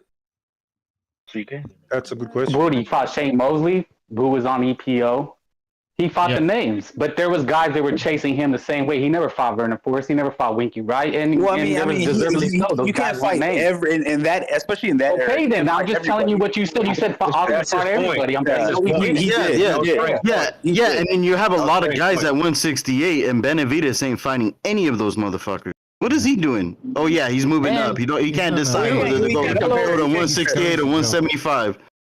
Canelo moved the needle. They had Plant and Berlanga were arguing. They're all clout chasing Canelo because he's the name. It is what it is. He can't fight everybody. Let them fight each other. Yeah. Well, Morrell fought absolutely nobody. I don't even see why Benavidez doesn't even fight him. But he did try to fight him. It just didn't happen. It's crazy that Canelo has to fight Munguia and David Benavidez didn't. Well, he should have fought. Actually, should have fought David Benavidez. There's also more guys. There's everyone wanted Billy. There's Morrell. There's Bosnia, Pacheco, Shishkin, Iglesias, Berlanga. Pacheco's a prospect, bro. William Skull. We got a bunch of guys up there, and what are they doing? Nah, I mean he's on his like Mayweather type run, man. I mean think about it. He's on his Mayweather when he's I'm just gonna pick who I want to pick from now on. I do what I like. Yeah. I mean that's just what it is. He's Floyd Mayweather 2.0. He's Floyd Mayweather 2.0. You sound like a Puerto Rican when you make that voice. Benavidez I do what I like. Mayweather 5.0 then if we're gonna play that. Canelo fighting for legacy. Yeah, you're not fighting anybody, and he's trying to make A-side demands against A-side, bro. Like what the fuck? Who does that? No, Floyd was born. That's like Berto.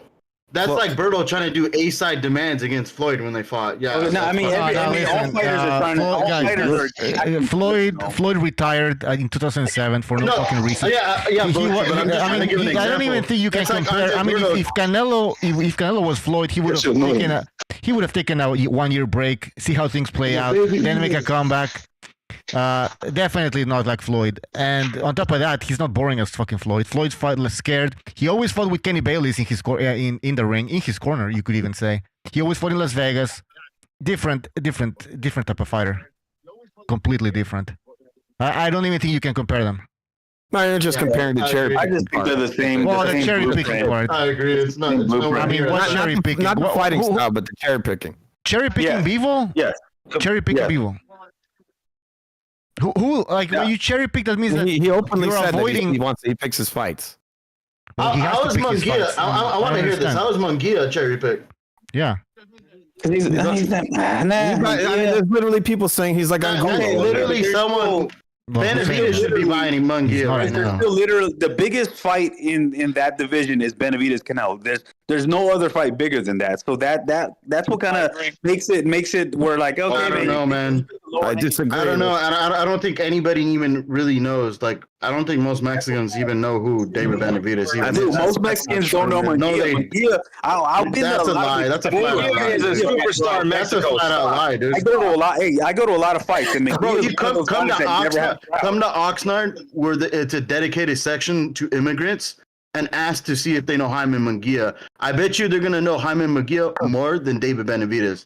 I'm willing to put money on that shit. I'm in Texas, and everybody knows Benavidez. I'm willing to put money on that shit. I don't know what you're talking about. That's not true at all. Well, we're in Texas. It is true. It's not. I don't believe it is true, man. You can lie. That's true. More people know that. I don't have a dog in the race. That's not true. One thing you're forgetting is that Univision, Telemundo, they talk about Jaime Munguia. They don't know who this. There's a difference between knowing who Benavidez is and people who support him. So you're telling me Munguia Canelo would do more numbers than Canelo Benavidez. Yeah. So why is he a co-feature? Yeah, I really do, because why is he a co-feature? Why is he a co-feature? Why is he a co-feature? If David Benavidez is this big superstar, why is he a co-feature? Dude, if David Benavidez was being talked about on SportsCenter, you had Stephen A. Smith talking about. No, but answer my question. Why is he a co-feature? Everybody was talking about that fight. No one's talking about this fucking Munguia shit. No one. They all like, he's people don't know who Munguia is. There's no buzz. Every commentator across the board, ESPN, everything, are saying that Canelo is going to run this guy over. That's all they think. You know what? You know which fight had a lot of buzz? Supposedly, it was Crawford against Spence, and the biggest fight. Well, Americans, nobody went. No, it seems like nobody gave a shit. The numbers were terrible. That was a fake. No, okay. So, but this one is not right now. So I don't really. We can't really trust what people say. We gotta wait for the numbers. Okay. Because there was a lot of buzz for Crawford Spence, and what happened? Yeah, but this is Canelo. But you can't compare that. This is Canelo. This is Canelo. This is he needs to fight Benavidez. Who's Benavidez? Vincent Crawford to Canelo. I mean, if Benavidez, you guys say Benavidez, everybody knows. You're saying Benavidez is known. Well, I'll tell you what. Crawford and Spence were supposedly known, right? And then what happened? No, they weren't known. No. And what happened? No. What happened? They did nothing.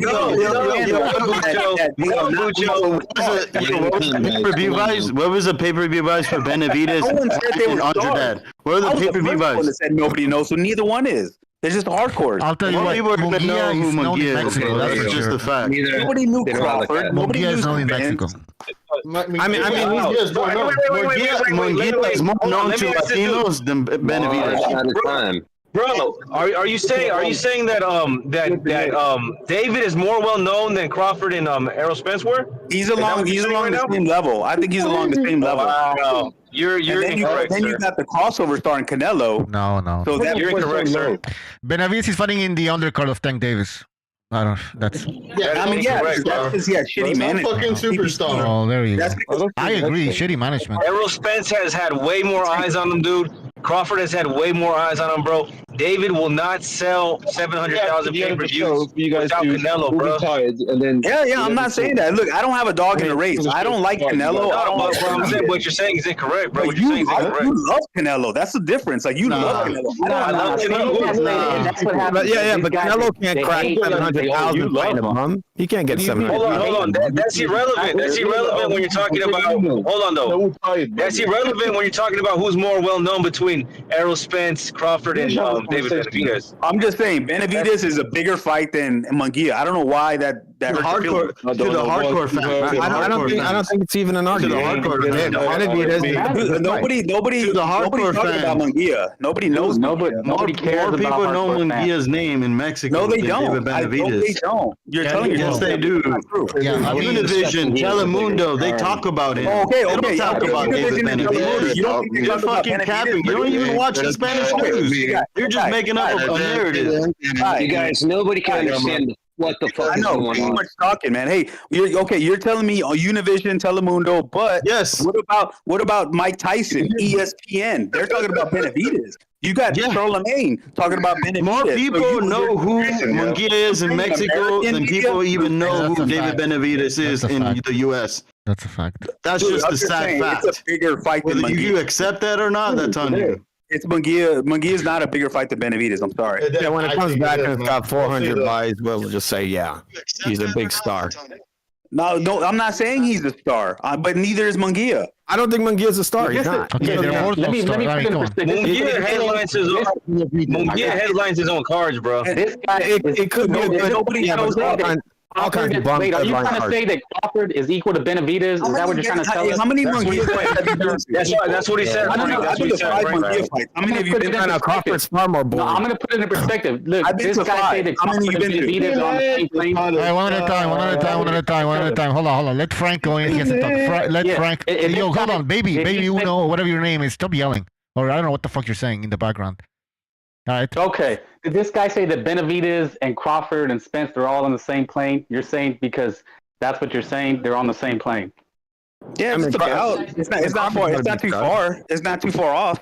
It is very far off because That's incorrect. The Turkey Ali, they said they will make the Crawford. They want to make Crawford Canelo over Benavidez because Crawford is a proven seller. No, he isn't. That's a bullshit. That's My bullshit. You're point saying. is that Benavidez is a not a bigger seller. fight than Munguia. It just why is that so? Why does that hurt your feelings? Go watch Crawford versus Avanesian. Go look at How many? I've been to like 5 Munguia fights. How many have you been to? seller. No, you're trying to say that Benavidez is a household name. He's a big name. Nobody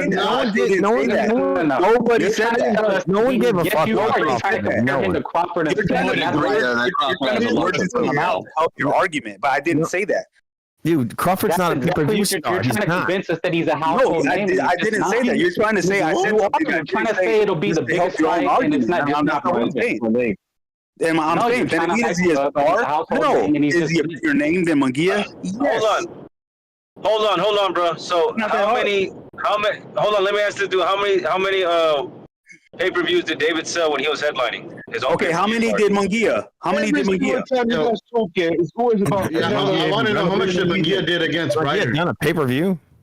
Okay, exactly. Like you can't compare that because Munguia hasn't even fought on a pay-per-view. Exactly.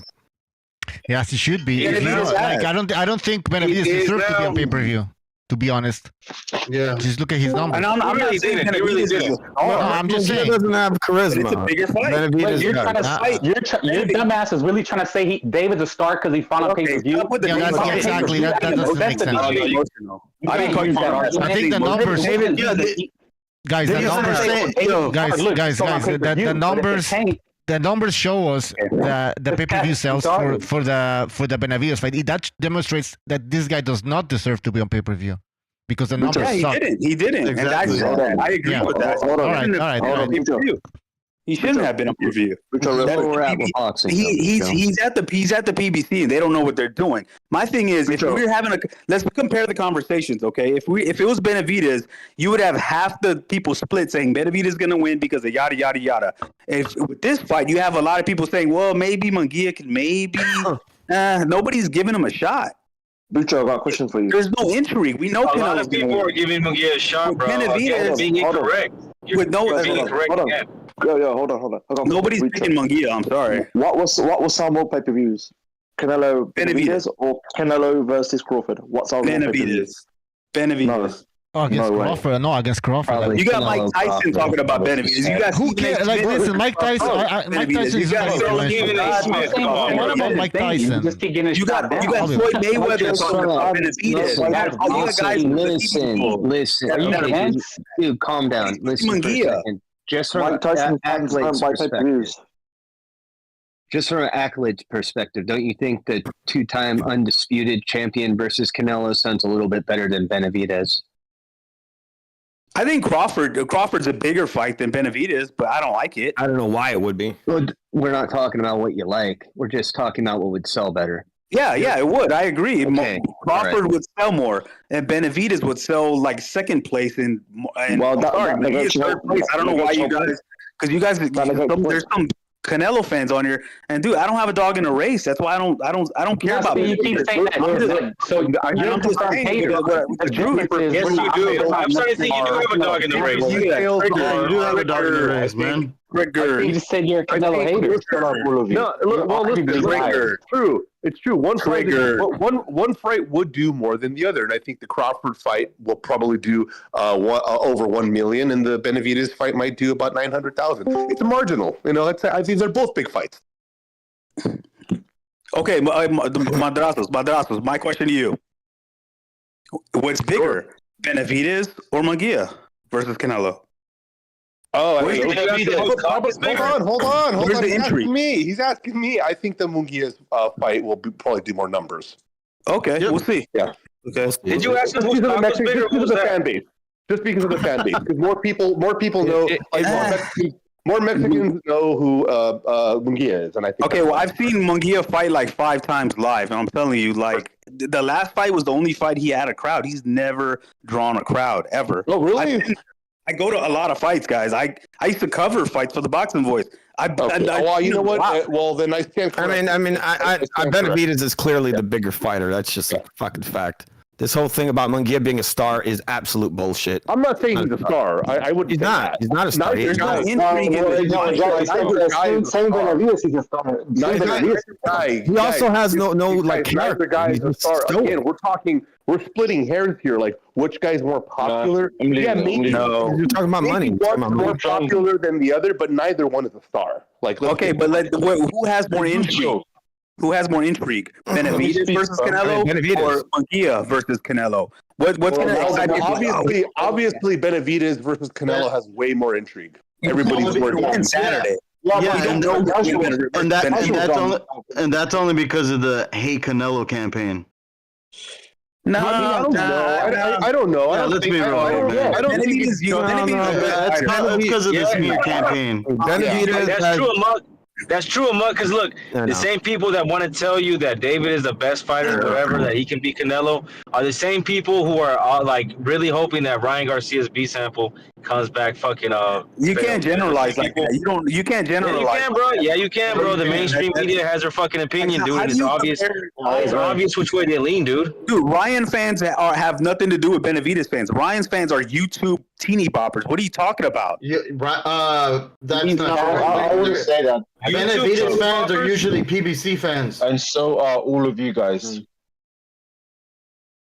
Well, listen, you know what? I became a Ryan fan after he beat Devin Haney. I'll tell you what. Because Devin Haney's rubber boxing. The guy's boring as fuck, clinching all the time. That's what I'm saying. I was extremely happy. Those same I'm not a Zoomer. I'm not one of these teenagers on social media that likes Ryan Garcia, but now I like that guy. The same people that want you to think that Devin Haney was going to be able to catch up to Floyd, that he's a generational talent, that he was going to be undisputed again, that he was going to knock out Ryan Garcia, the same dudes that are trying to convince you that David is the biggest fight at 160. Dude, those are two separate fan bases. You're talking about it's the same fucking message. And from the same outlets, bro. These are from the same outlets, bro. This is coming from fucking ESPN. This is coming from Mike Tyson. This is coming from Stephen A. Smith. Oh God! This is coming from what's the fucking you gotta cite the source, bro. I gotta see this shit. I'm saying Pro Box right there. I just said fucking Stephen A. Smith right there. Yeah, what are you talking about? Teddy Atlas will say the same shit. You're generalizing a lot, bro. He's not generalizing. Teddy Atlas will say the same shit, bro. You're not. I'm giving you names. You asked for names. I'm giving them to you. Yeah, you're using generalization. You're using generalization as a buzzword. You gotta think about a lot of black fight fans didn't like Devin because of his beef with Floyd. I didn't say anything about black fight fans, nigga. You asked for names, and I started giving them to you, bro. And then you don't got a rebuttal after that. Right? Benavidez fans are not even nowhere near black fans. They're two different fan bases, totally separate. What do black fans have to do with what we're talking about, bro? Okay, who's the fan base for Devin Haney? Explain. Who's the fan base for Devin Haney? I am. And who's the fan base for Benavidez? Those are two separate fan bases, bro. Who's the fan base for Benavidez? Benavidez doesn't have a fan base. Like, he hardly has a fan base. Really. He's got a fan base, man. It's not a big one, but he's got a who's the demographic? David Benavidez' fan base is pissed off. He's a name. I used to live in Arizona, bro. I used to live in Arizona. He's a name. He's a name in Arizona. You live in Arizona is not proof. This nigga went to every fight. He lived everywhere. This nigga's been everywhere, bro. I lived in This Arizona. nigga's been everywhere, bro. So he can I grew up boxing in Arizona when I was stationed there. What are you talking about? All right, that's fine. We'll give you that. He has a name in Arizona. That could be anecdotal though. Hey, bro, fuck your anecdotal evidence, bro. That's honestly. He had a bar, and they knew who David was. That's proof. He's a superstar. Get the fuck out of here, man. Dude, nobody's a superstar. Just Canelo. You're trying to pop him up like this. Yeah. You're saying David is this massive star. Everybody knows you're all over the place, man. Munguia is not a star. And the Benavidez is nothing. I don't care. I mean, Mike Tyson mentioned the Mexican monster or whatever. I mean, who cares? Like, it's not as if he has that much influence. Well, he's on ESPN. He's doing interviews on ESPN. Look, man, if for what this guy's saying is true, then somebody has to offer the money. No, look, man, someone has to offer the money for the Benavidez fight. If it's not going to happen, man. It's not going to happen. It's just the fight's not going to happen. Then it's not a big fight. Then it's not a big fight. No, because Canelo doesn't want it. Canelo doesn't want it. No, David Benavidez don't want it either. I don't like Benavidez and I don't like Canelo. I'm just calling it down the middle. I don't worship these guys. $200 million. Guys like these other guys. I don't like Canelo. I don't like Benavidez. Guys, I don't like Canelo. I don't like Benavidez, but I think Benavidez doesn't want to fight. How's that? I think it's clear. It's clear that Canelo. I don't like them both, though. I don't like them both. I seriously don't like them. So you gotta believe me when I say that. I don't like both guys. Benavidez was the guy's mandatory. I don't like both guys. What I'm saying is, I think it's a 50-50 fight. You know, that's Benavidez is Canelo's mandatory, so it's Canelo's ducking, not Benavidez. Benavidez is saying I want it. He's ducking. Oh God, dude! There's no point. It's just obvious. There's no argument. There's no argument. Yes, read a super chat, you guys. Yeah, thank you, Clark. Thank you for stepping in. Oh shit, I don't know what I did. Fuck, I think I kicked Julio out. Come back. Rapper Stroking Company. He says, I can't unsee the ass whooping Ryan gave Haney. At least Oscar De La Hoya fought a guy that was voided to the gills and still won. Canelo is the face of boxing. I think there's no doubt about that. Sorry about that, Julio. I kicked you out by mistake. All right. What? Thank you for that. Yeah, I kicked you out by mistake. Yeah, by mistake. I know. Yeah, he was trying. I don't know what the fuck. I was trying to mute you and I kicked you out. Anyway, so Rafa's all that makes sense. Yep. Yeah, go ahead. Oh, so I wanted to hear this pseudo argument FUTV had. Oh Lord! No. There's no. You just gotta agree to disagree and move on, man. There's just no argument. That's the thing. There's no argument. I agree. There's guy Benavidez was his mandatory. He avoided it. He's fighting Munguia instead of his mandatory. There you go. That's a duck in my book. How is that a duck? That's a duck. Well, he's moving up to fight some guy that no one asked for. He's ducking his mandatory. Yeah, I could create a narrative too. David Benavidez is fighting some guy no one asked for. Okay. In a different weight class. He tried to fight Morel. You don't know the history. See how easy it is just to create No, look. Benavidez tried to fight Munguia, and he also tried to fight Morel. The fights didn't happen. Here's the argument. They declined the Morel. You don't want to believe it, but it happened. They declined the Morel fight. You got that shit backwards. Well, it's still stands argument. Look, man, this is what Julio and this South Crack lefty want to do is say Canelo's a duck.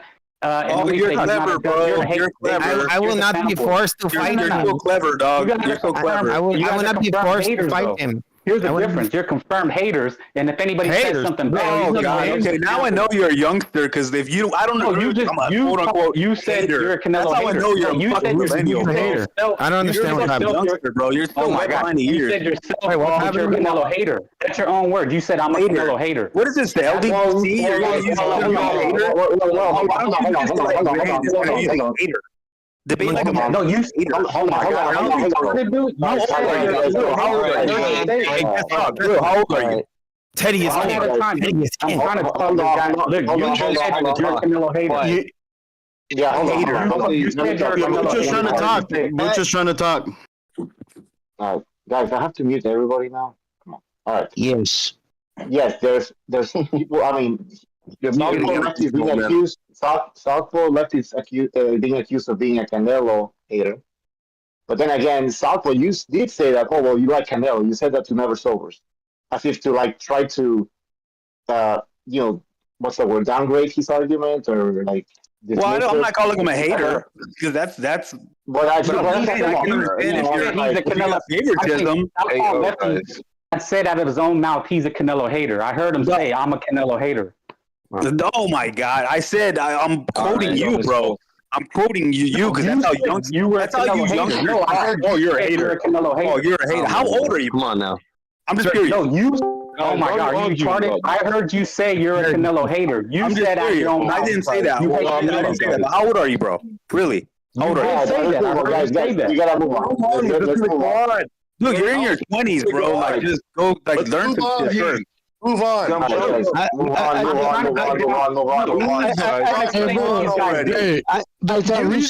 reason that fight is not happening, is because Samson wanted the TV rights to the fucking fight, bro. And I could even post a video on the chat of Benavidez promoter saying, why should we pay Canelo the money that he's asking for? He's Mexican. That's what I could show you guys the video. I'm gonna post it on the show right now. There was no negotiations, bro. There was no negotiations. Let me post the video, and I'm gonna post it as evidence. That's just me talking shit, bro. I thought you said. Let Jimmy go in. Yeah, Benavidez is a fool for having Samson, and Samson did say some. Man, shut up, nigga. I said Jimmy. Jimmy, go ahead. That's not behind closed doors negotiations. Oh my God, Jimmy, nigga, shut up. They never even got there. Jimmy, go ahead. No, I was just gonna say Benavidez was ranked number 1 in that division under that belt, but he was not Canelo's mandatory, as like he was made mandatory, because if that was the case, he has 30 days to either sign the fight or it goes to purse bid, and if he doesn't fight Benavidez, then he has to give up his belt.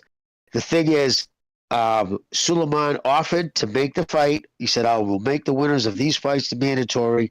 The Benavidez team never paid them the fee it takes to become the mandated, meaning you have fucking 30 days to get this fight after you do it. So that never happened. So he was never his mandatory. He wasn't mandated. He was just the number 1 opponent, but he also has there's 3 other belts. He has Mandos and that too, which are number 1s. But I just wanted to put that out there. Why is that guy on record then saying that he's a mandatory? The guy you just brought up. Well, the sanctioning bodies are going to let Canelo do what he wants. All right, let me address that real quick. I thought you just now pay attention this time. There's a big difference. You can be somebody's mandatory. Doesn't mean the fight is mandated. Thank you. I know. It's true. Yes, Canelo could do what he wants. I do what I want. No. No, the it's fight not on was paper. Is that simpler? It's not written. It's not. It wasn't writing written yet. up. It has to They be don't written. They don't want to get it. Jimmy, you explained it perfectly. They're just trying to play like dumb. By the way, he's actually. Why wouldn't he? Canelo put this out there? Why did he not? Let me read a comment. Let me read a comment. There's a guy called Real Truth, Real Talk. He says Ryan Garcia fans are junkies just like Ryan, and he has a picture of Evander Holyfield, extremely muscular. Let's just put it that way. But yeah, a lot of people in their 20s like the guy. When I talk to people in their 20s, they all know Ryan. They all talk about, even teenagers. It's crazy. It's not crazy, bro. He goes viral on the internet all the time. Yeah, I mean, but that's the thing. Money is money. It doesn't matter if a 70-year-old pay for it or a fucking 17-year-old pay for it. Money is money. He's got his own fan base. This is not going to hurt him. He's still going to go on, and he's just going to have to pick and choose who he fights because he's so limited. Are you talking about Devin Haney?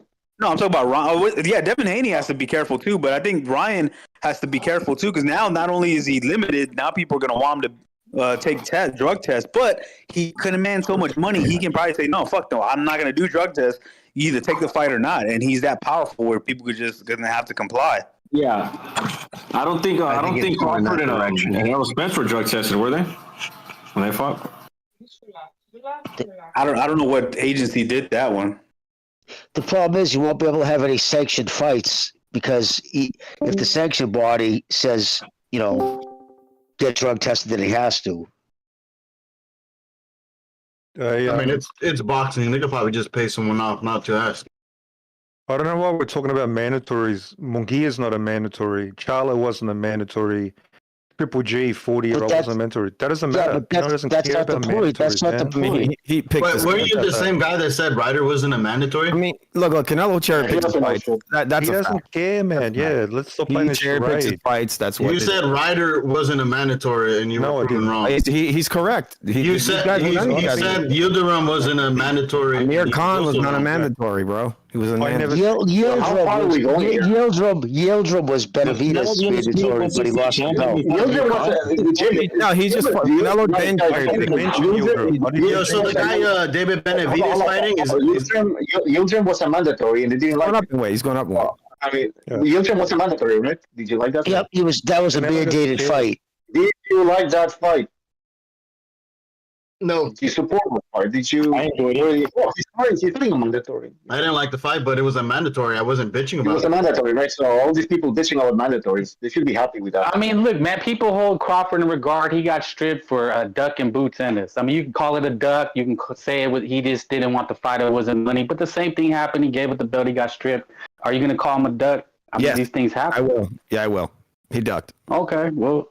I mean, but he's going to go up to 154 and get a belt. It's funny how he's an older man, dude. He can't just fight everybody on the fucking street. Canelo I mean, this Crawford, I don't know what he gives a shit about. We're just trying to say something. Canelo managed to unify the 168 division by cherry picking. That's amazing. Never seen that in my life. It was a weak division. You gotta admit it was a weak division. A weak division. Find the motherfucker.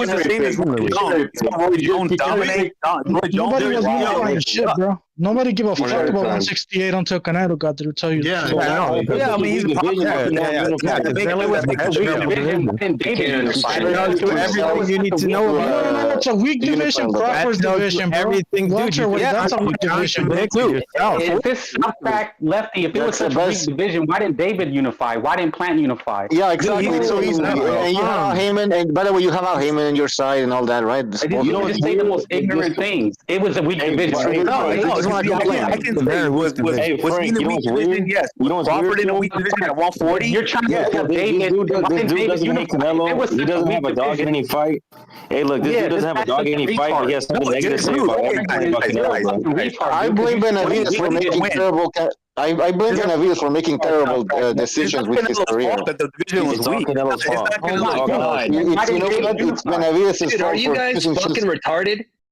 It's Benavidez's mistake for choosing such a terrible path, joining with a terrible team, being without him, and re-signing with I don't know who the fuck is. Yeah, that's his fault.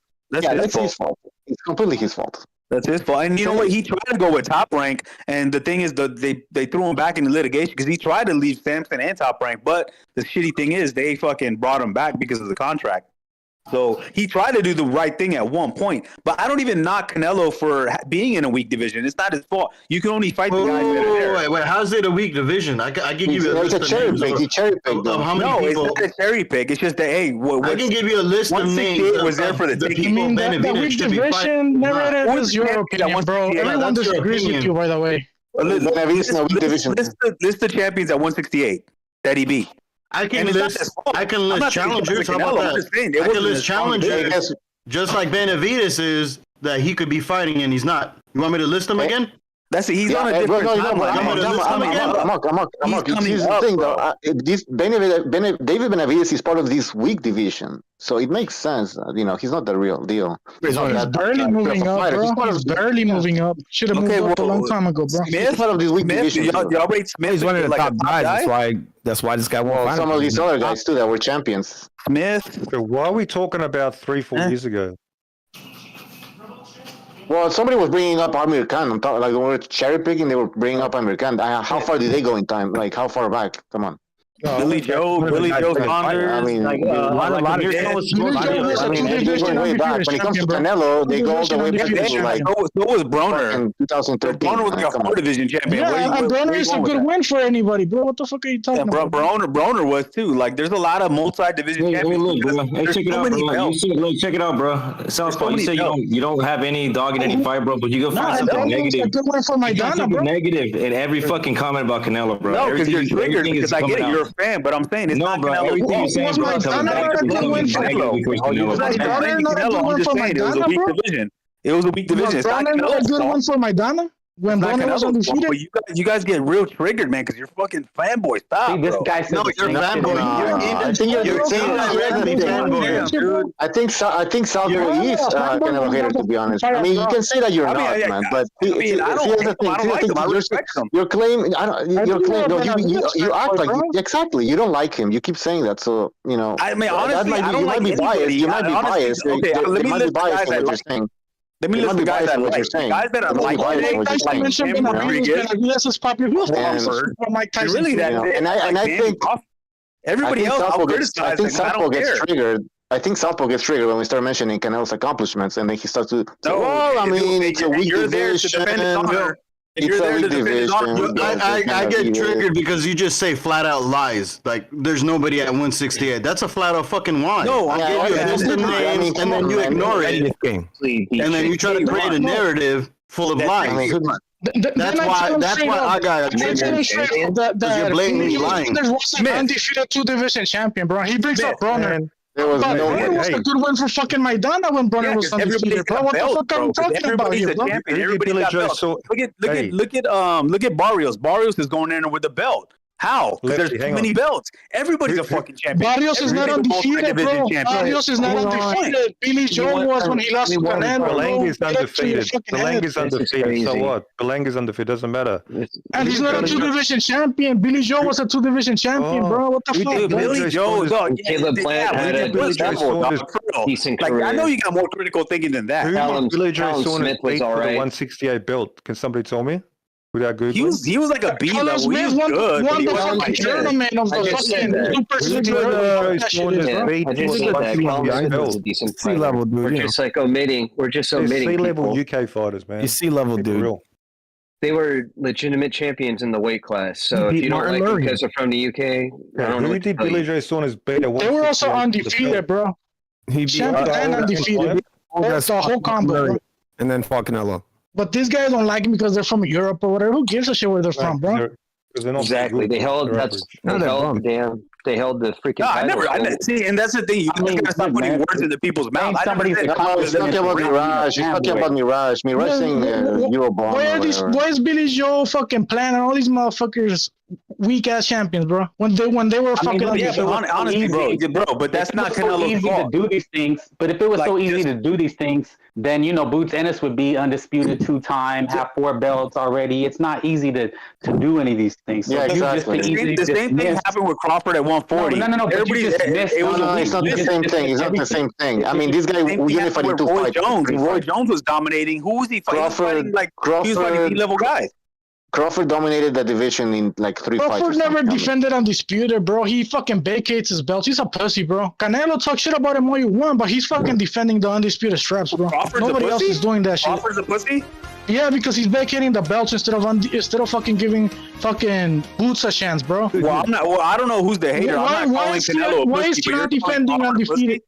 He's just reversing your psychology right now. Call Canelo a pussy. Who gives a shit, bro? Dile Joto lo que quiera, anda la verga, güey. That's Canelo, not me. All right, hold on, Mirage. Let me read a super chat, and then you go in, okay? So Rafael Garza says that Flomos need to start a GoFund Floyd because Floyd is broke, or Floyd will wind up fighting Canelo. Canelo versus Floyd 2 for the. I can't see because there's hold on. Give me 2 seconds. Shit. He says debt relief. For dead relief. There you go. For dead relief. Undisputed, bro. Honestly, but he can't do that shit. Yeah. All right, go ahead, Mimash. Crawford's never defended a single undisputed. The last time he came, when 140 undisputed was it beat fucking Ndongo. Everybody and his grandma's beating that dude up. Now he's going up to 154. He's fighting some kid with 11 fights, and they're pretending this kid's a killer. Probably going to pick up another undisputed in a very weak ass way. So yeah. Well, no. The only reason I brought up Cropper was just to show the hypocrisy. They rank this guy so high off of mediocre accolades, but they'll dismiss Canelo's accolades. You're playing whataboutism, bro. No, I didn't even bring that guy up. You're like, what about this guy? What about this guy? You don't put a standard on it. You just I didn't even bring him up. How is resume whataboutism? Dude, stop trying to speak over me, motherfucker. Listen, you don't put a standard on God, things. you're not tough, bro. Stop. You're not tough. What's your standard? No. What's your standard, dude? What's your standard? If you Canelo, you dismiss. Dude, there's divisions. There's divisions in boxing. There's divisions in boxing that are just kind of like you don't seem to have a standard, dude. Like I'm trying to talk. Let me talk. If you look at 160, 160 is the same thing. There's only two of you guys talking, and you can't even fucking figure it out. Squad. Okay, if you dismiss Canelo's standards, you dismiss Crawford's, whatever. You have to have a standard, though. So whose accomplishments do you respect? Inoue, Bam. Why? Okay, Canelo's done it over 10 years. No, I mean, I'm talking about level of opposition. The people that who's in a division. I mean, and I even said it's not Canelo's fault. Who's Tapales? I could do the same. Who's Tapales? Nobody cared about Tapales. Fulton was. You're saying that. Why do you say nobody cares? You don't care. You can't say nobody cares. And most of the world don't care. Let's be real here. Shut the fuck up. I'm rebuttaling what you said. You said Inoue. Well, who is Fulton? Is he better? Was he better than Triple G? Is that what you're trying to tell me? The Fulton win is better than a Triple G win. Dude, I just like that run better. I just think it's a better. Answer it. Bro, it's subjective, bro. I think Canelo lost both of those first fights, and he beat the old guy. He beat the old one. I just exposed you. You said Inoue, and I just countered you. Do you think Canelo won the first? Do you think Canelo won the Triple G fight? Dude, I'm trying to explain something. You think he won the first fight? Southpaw, let him finish, man, and then you can. He's too long-winded. He's too fucking long. No, you said it. You said Inoue, and I said, okay, so which is a better win, Canelo's Triple G or Fulton's Inoue? Which one is better? They're on par. But the thing is, hey, check it out. Who won the Triple G Canelo fight? Who do you think won that first fight? This guy's a clown. I just exposed. Who do you think won that first fight? You really think Canelo won that first fight? Triple G was a monster, bro. Fulton just. Okay, but do you think Canelo won that first fight? Let's Southpaw talk. Go ahead, sir. Yeah. But do you think Canelo won that first fight? I'll start off with a question. It was a good win. Yeah, it was a draw, but you could have gave it to either guy. He won it. Some people thought he won. Some people thought he lost. But he definitely won. He didn't win that fight, dude. He clearly didn't win that fight. There you go, right there. I can't even argue with you because you're a fanboy. I said that the Fulton win is better than the because there's no point. I'm making the point not to argue. Draw. You crazy? That was not a draw. Answer it. Which is a better? You're crazy, bro. Triple G didn't dominate shit, bro. No, he won that fight, bro. See, that's in the back, man. The whole fucking fight. See, and the reason I asked that question and I started it off because if I don't, that question don't mean shit, bro. Okay, can I talk now? Can I talk now, dude? I can't even fucking understand. Go ahead, talk. But check it out. But look, I'm not even gonna argue with you, man, because it's like I made it a point. Like if there's somebody so stuck on something, like why even argue with it, bro? Just agree to disagree. Because the reason I asked that question is just to get what's your standard. Don't ask me what your standard is. I asked you what your standard is. It doesn't matter because whatever standard you want to justify because you love Canelo, you're gonna make it. I just explained. You're a fanboy, and I'm not. I love Canelo now. No, I can shit on Triple G. I can shit on anyone. Example. I can shit on anyone. You can't. You're so stuck on Canelo. You're so stuck on loving Canelo. I can't argue with people like that. It's not even loving Canelo. It's just explaining his accomplishment. You're too young. You're but you know what? To be fair, Southpaw, there's people that you can. I mean, I identify as Canelo haters because they don't give him any fucking credit. They say that he cherry picks. You know, even they said that the Bivol fight was a cherry pick gone wrong because they have to say it was a cherry pick gone wrong because.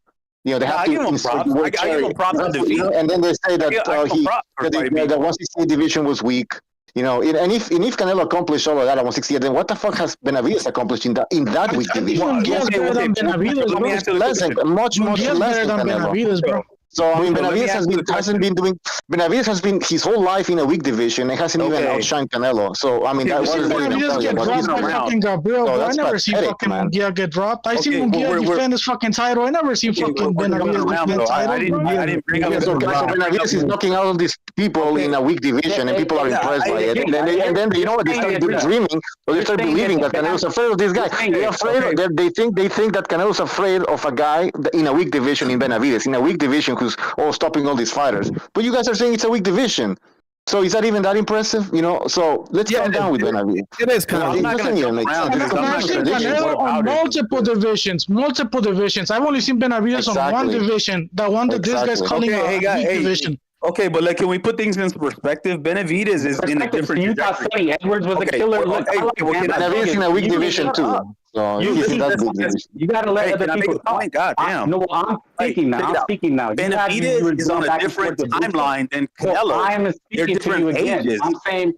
And your other example, Bam Rodriguez, you're saying Sonny Edwards was a beast is equivalent to Triple G or even Danny Jacobs or Lara. You're saying Sonny Edwards was on that level?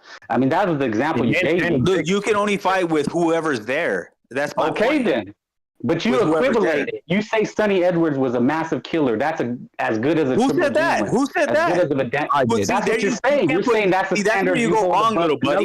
You put words into people's mouths. When did I fucking say that? You said was that the best competition at the time? Yes. Was he a killer like you said? No.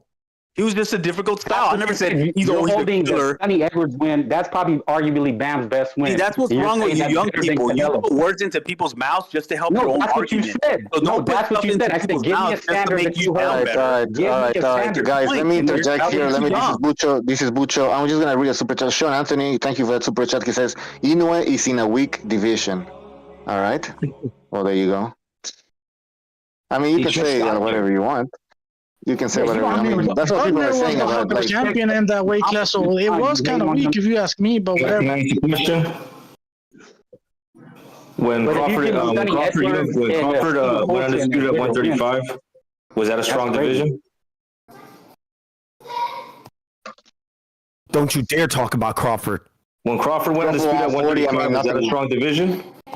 No, Crawford. I don't think he was undisputed at 130. I wasn't sure. And you got to think about when guys are coming up and they're younger. 140, my bad. You're comparing a guy that was coming up at that time versus a guy that's already on top.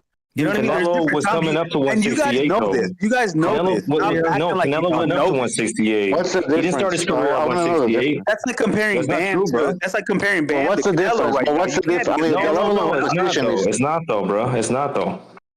Like with Canelo, when he was coming up, he was fighting some tough dudes. Canelo started at 140. Canelo started at 140, and he went up to 168. How are you saying that's the same thing? How are you saying, what the fuck are you talking about? Different timelines, dude. You're comparing to guys that are... No, 140 was a strong division when Crawford unified and he went undisputed? Well, there's different stages in fighters' careers. So was 140 a strong division? So was 140 a strong division when Crawford went undisputed, bro? Hey, can I finish, bro? Fuck, you fucking... No, nigga, because you're not answering my... I've been asking the same question. You haven't answered it yet. Answer the question. Answer it, and then we move on. Okay, answer the question, then you can go inside. Yeah, what's your question? Was 140 a strong division when Crawford went undisputed? No. Okay. I agree. In 2 fights, he unified the division in 2 fights. It was a weak division, bro. That's what I'm saying. If you have an opportunity to seize the division and take all the belts, because the guys are all B level, you fucking do it. I'm not knocking him for that. So who was bringing up this thing that it's a weak division? Let me. The reason this whole argument started. The reason the whole argument started because if I say that, they got triggered. They're like, "Oh, you fucking." Oh, you brought it up to trigger everybody. You brought it up to trigger everybody. I mean, I think you brought it up to dismiss Canelo's career. I mean, that's what it sounds like because you're telling me. Let me finish. You're telling me you brought that up just to trigger some people. That's what you're saying. I mean, are we supposed to believe that? I just said they were undefeated and champions just to bring context into what this guy's talking about, bro. I didn't. Why would you say that, Southpaw? That's what I'm telling you. Asking you why. And you know, and I put a disclaimer out there. I'm like, look, I feel the same way about Roy Jones when he had his run. I feel the same way about fucking Bud Crawford. Why bring it up, though? I don't understand. I mean, I don't say you can't bring it up. I'm saying there has to be a reason. You guys don't get butthurt that I'm attacking him. I'm not. What? Doesn't make any sense. It seems like you're getting butthurt that we're questioning. Yeah, I think you just hate Canelo. That's just my opinion. You can disagree. God, I don't know where you get that from, but I'm just okay. No, because you brought that up. I'm telling you, because you bring that up and out of nowhere, you can't even explain yourself. Okay, well, it's like today. And then you say, because I want to trigger people in front of you, right? If there's, you can only fight the best competition in front of you. I don't understand. Well, there's a lot of competition at 168. It's like you feel like you have to attack Canelo every moment. How come Benavidez ain't fighting tomorrow? You feel like you have to attack Canelo every time you speak. I already so told you you, bring bro. that His fucking manager wanted the TV rights like a dumbass, bro. Yeah, that's something he said. That's not behind closed doors. They never even negotiated, bro. They never got to the table.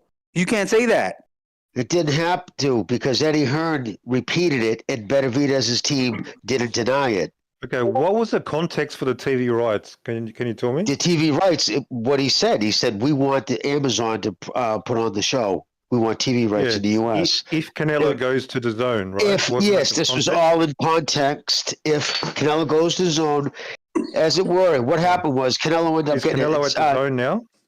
Let me finish. What happened was Eddie insulted Canelo's guy, so they bailed on it. But that's, I guess, officially what did happen. He did insult Reynoso, so they went back to Hearn. But Al. But in the meantime, I haven't said nothing in fucking half an hour, dude. Can you give me fucking 30 seconds? Jesus Christ. Fuck. So that's the reason why he said. We called him right away when Canelo reached out to me and said, hey, you want to I'm looking to do this. What do you want to do? Well, let's do the Benavidez fight. They reached out to fucking his team, but of course they didn't want to do the fight on the zone. Simple as that. They wanted to do it on Amazon. It's not a big deal. It is what it is. I still think they're going to fight, but yes, he did say we want the TV rights, which is like saying we don't want the fight because we don't want the fight on the zone. We want the fight, but we want it on Amazon. I'm not saying David didn't want the fight. They just want it on their network is all. The thing is, it doesn't have to be propaganda and lies put out there about what's going on. Enough what's going on. If eventually the fight will happen, or if it doesn't, it doesn't. But the thing is, nobody can detract Canelo's accomplishments. I mean, who else right now besides Inoue is on that kind of a projection? It's just it is. Yeah, it is what it is. They're also on video saying, why should we pay Canelo the money he's asking if he's Mexican? And I just posted the video on the fucking Discord chat, bro, as proof. Yeah. Hey, Bucho, the super chat came in, and this is what I was talking about. I think it's a good one. And this is what I was trying to address to that South Crack righty. Oh, that's fucking that's smart, bro. You're fucking clever, dude. I know you're 22 now.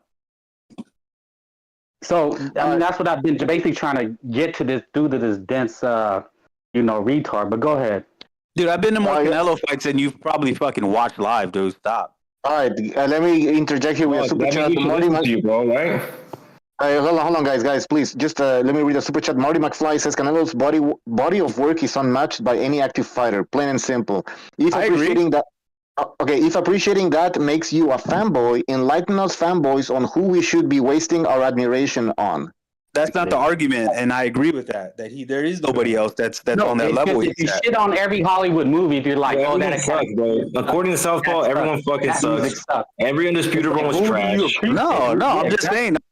He was a champion. He wasn't a prospect. He was a champion. I mean, everybody gets a belt real quick. I didn't see him as the guy. No. See, you're not. Hang on. Hey, Bucho, you know the stream's down, right? Bucho. I guess we lost. Hey, no, you didn't even answer the question. You didn't answer whenever someone was active. You just said a roundabout way. Hey, bro, how come you don't work in the boxing post no more, bro? Since you're so fucking great. The stream's still up. Relax. Sorry, I was muted. Yeah, we're back. You just came back. All right. Yeah.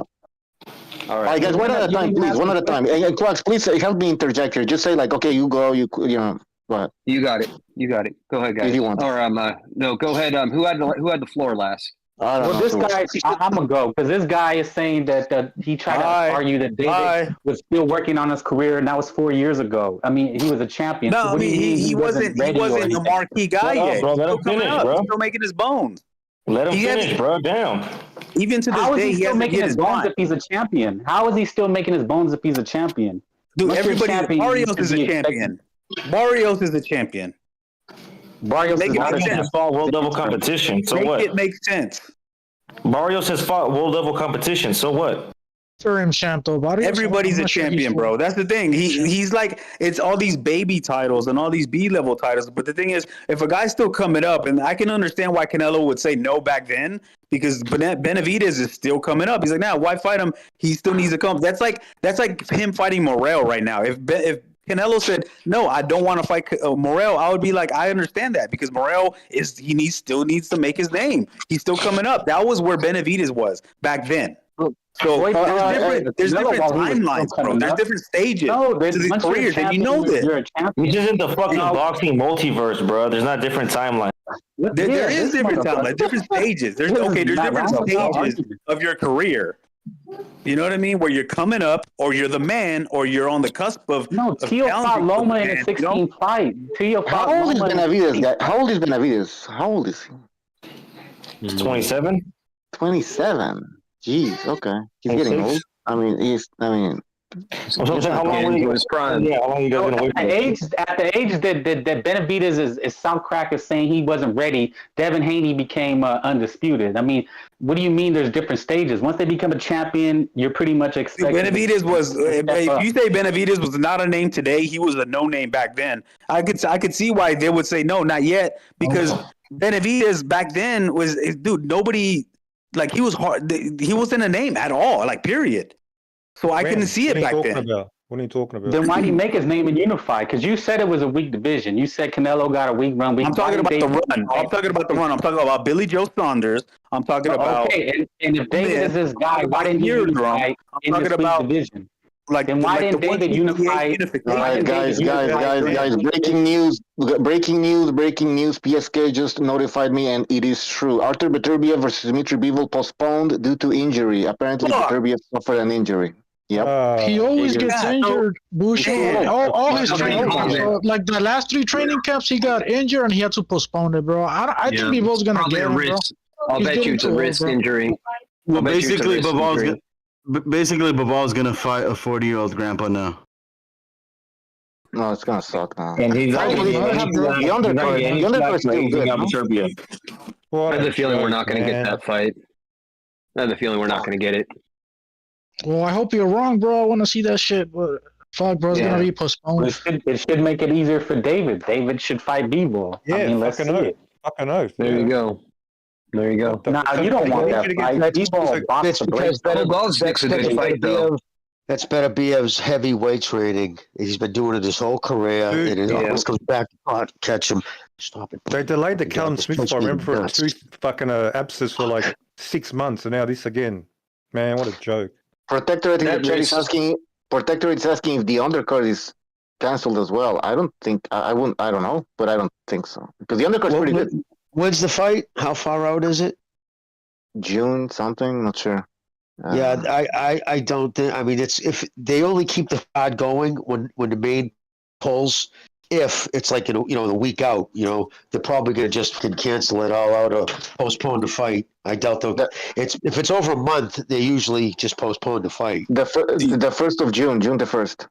Yeah. Okay. Well, who you got in that fight, Jimmy? Like if it actually happens, I think Bivol wins decision, but I wanna hear what you got to say. I'm pretty much in agreement with you on that. I think because of the age, the battles, and just the speed. He just doesn't have the foot speed to keep up with Vel, who would obviously make it boring. But I'd really, give it a. But just off the top of my head right now, yes, I would go with Bivol for decision. I'd agree with you on that. In the chat, PSK is telling us that the undercard remain as it is. Wilder versus Zhang. Still, Zhang is the main event now. No, that's the 5-on-5. You understand this fight might never happen now. You understand? People better be might not never happen. No, was that the same card? I thought that was the 5-on-5. Yeah, but that was the undercard. That's the thing. Oh shit. That was he's loaded. Nah, you know, I always had Beterbiev because I just think he closes the distance. But because of this injury, is it going to make it even longer? I got to switch it up and say Bivol because he's getting old. Damn, his body's giving out. Yeah, they should offer. They should offer to substitute to put in Benavidez Bivol main event. I bet you Bivol wouldn't take the fight. He doesn't want the fight. He doesn't want that smoke. That's what they should have done. David's in training camp. Put him in. Bivol, Benavidez main event. No, I think that's a good fight. I don't think he's going to duck him though. If they provide it, and he gets a better purse or something. Bivol's going to duck Benavidez. That's what's going to happen. I don't know. He doesn't strike me as that type. I don't know. Benavidez been ducking the ball, man. I'll just tell you that. Canelo's going to duck. You'll laugh. Mirage is not a Canelo hater. Mirage is not. He's a Bivol lover. That's true. No, what if he's Bucho? What if he's both? Oh, that's possible. Keeping it real, he's fucking hating. Apparently, all right, man. All right. That's how it works. This I was looking forward to. I mean, we're all looking forward to this fight. This would have. Yeah, I mean, whatever. Yeah, it sucks. Well, we still have the undercard, which is pretty good. That's a good thing about having a loaded undercard. I mean, Wilder versus Zhang, I think that's a very nice, interesting fight. Lucho, did they say what because they're both punchers, bro. They're both say what the injury was? Going to go to sleep very fast. That's what I think, anyway. Did they say what the injury? Did they happen to mention what was injured? Did they say what was injured? I don't know. I didn't hear. No. Is this official, or is this maybe? No, it's official. I would think it's like a wrist or like something to do with like a shoulder, Jimmy. Oh yeah, it's some absolutely some white tendon issue. Absolutely, he lifts too heavy, trains too heavy, and he trains in cold weather too. Trains in cold weather, which doesn't always help either. So yeah, it sucks. I was really looking to that fight. God damn it. Me too. I think Zhang's gonna finish Wilder that day. Like he might to be honest with me you. Too. It's over. Yep. I think it's either 3 to 4 rounds because Zhang doesn't have a big gas tank either, so he'll probably get it. I think he'll get it over with quick. Zhang in his last fight, I mean, he lost. He got taken into deep waters, right? That's not going to be an issue with fucking Wilder. Yeah, that's true. Zhang did way better against Parker than fucking Wilder did, bro. Zhang dropped Parker a couple times or 3 times. I forgot how many, but Wilder just got outclassed in there, bro. The power went missing with Wilder. I don't know what happened. He didn't throw a punch. Yeah, exactly. You know what? I don't think Parker won the fight. I think it was the fact that Zhang let that fight go. If he would have continued like he started, he would have. Yeah. He probably would have stopped Joseph Parker, but as Zhang got tired, I mean, I think he's just too big, too old. But he doesn't need that, like you said. I guess Wilder, if he starts strong for 5 rounds, whatever, he stops him. Yeah, and I think Zhang has way better fundamentals than Wilder. I think Zhang is way harder to hit than Wilder. Their posture alone, he has a better guard, everything. He's a better puncher too. Outside of like the crazy right hand Wilder has, Zhang actually has power in both hands. So I think Wilder's gonna. Yep. He's gonna get it up. Yeah. Wilder, he only throws that straight right like in a wild fashion. I mean, if Zhang is aware of that right hand the whole time, uses his jab and then just times him, sets up that right hand, he knocks him out. Wait, is he a southpaw or? No, he's a southpaw, but he's landing the right hook a lot now too. Yeah. He's a southpaw, exactly. Yeah. So. Yeah, he has a good left. The Zhang guy, he has a good left, like boom, powerful fucking left. But he throws it really loose though. He just shoots it. He doesn't like sit down or make big movements. He just shoots it right at you. Kind of like George Foreman, It just uses his natural size for the impact. Wilder can't even see that shit, man. He won't be able to. Yeah, he's done. He's gonna be blinded by the jabs and shit. No, he's getting knocked out. I agree. We also have a fight on Monday or Tuesday. I don't even know what the fuck day it is. The Japanese fucking Monday. Card. I think it's Monday.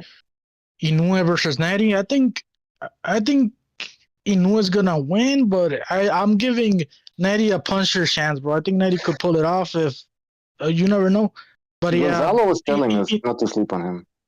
Inoue is just a better boxer, and I think he has a killer jab. But I wouldn't take fucking Nery lightly, like a lot of people are saying. He has a chance in there. I mean, he does have power. So And I've seen Inoue get hurt by Nonito Donaire, who was older. So, I mean, it's possible. But I predict Nery got Inoue. knocked out. Has a Nery shit got ton of stopped power, by though. Figueroa. You know, so it's just like I think it's gonna be a whitewash. That's Yeah, I think so possible. too. I It think might it's gonna be. be It a might be. demolition. It might be. I'm just giving Nery a chance. I think he could pull it off. I don't think it's gonna be as easy as some people think it is. In my opinion. Well, I know That's fair. Inoue, in his interviews, he's not taking them lightly. If you No, go by his He's a interviews, professional, man. Like, Yeah, yeah. Have he's you like, seen his sparring footage? Oh my god! Holy shit! Fuck that. He looks And devastated. the fight is happening at Tokyo Dome. That's where Buster Douglas busted that upset. So you never know. Maybe that place is cursed. I don't know. It wouldn't be the biggest upset in that motherfucker. That's all I got to say. Yeah, what about people saying they're only fight? Yeah, he wins because he's fighting in Japan. It's like, no, they're fighting in Japan because these guys are going over there to make the best money they've ever made. Like Nery's going to get his biggest paycheck. He's going to be fighting in front of 55,000 plus fans. It's going to be a huge event. That's good for Nery. More people know who he is now. You get me? The Japanese, I mean, well, he had kind of a reputation of it because there's something, I guess, what happened before with the other Japanese fighter. But Japanese fans even treat the visitors well. Like everybody who's gone over there has said it. Even Fulton said they treated me. I was really surprised how nice they were to me because they were coming here from that American mindset. You think everybody's an asshole, and they go over there like, wow, these people are nice. And it's funny. It's a dynamic. Asian culture is just like that. The best fights I've ever been to with the best fans were like the Pacquiao fans because they're respectful. They're not fighting in the stands. You know what I mean? It's crazy. And then I like contrast when I go to fight like a Mayweather fight, and there was fucking brawls everywhere. You know what I mean? They look like pimps and hoes in there. It's just crazy dynamic. That's what you pay for. That's what you pay for. Yeah, Jimmy, go ahead. I always hear the Mayweather fans saying the Pacquiao fans are assholes, packtards, and all this shit, but I guess it was the other way around, bro, from what I'm hearing from you. Maybe on the internet. But okay, we have a comment from Quentin Lassiter. He says, Beterbiev ruptured his meniscus? I checked, it's the knee. Oh shit, that's a knee. At least it's not a tendon. Now meniscus can heal relatively well, but it might take a while because it's on the front of the kneecap and shit. But it's like a padding. Yeah, it's not like an ACL. Yeah, you can rehabilitate it. Doesn't always necessarily need surgery, but sometimes they need to box him up and go get. Yeah, they need to box his ass up and go get some fucking stem cell. That's what needs to fucking happen. They take that's the thing. On a knee injury, that's the last thing he needed. It means his fucking legs are done. His knees are done. Yeah, he's getting. I mean, that's why we need these fights to happen right away. You keep waiting and waiting. Things like this are going to happen, especially when you have a 30-something-year-old, 38-year-old. Like, well, that's why the Eastern Europeans, they need to get here sooner. You know, because you got Lomachenko, Triple G, all these guys that go on their amateur careers way too long. There's a barrier to entry though in the United States. Like you don't let people in. Did this just happen?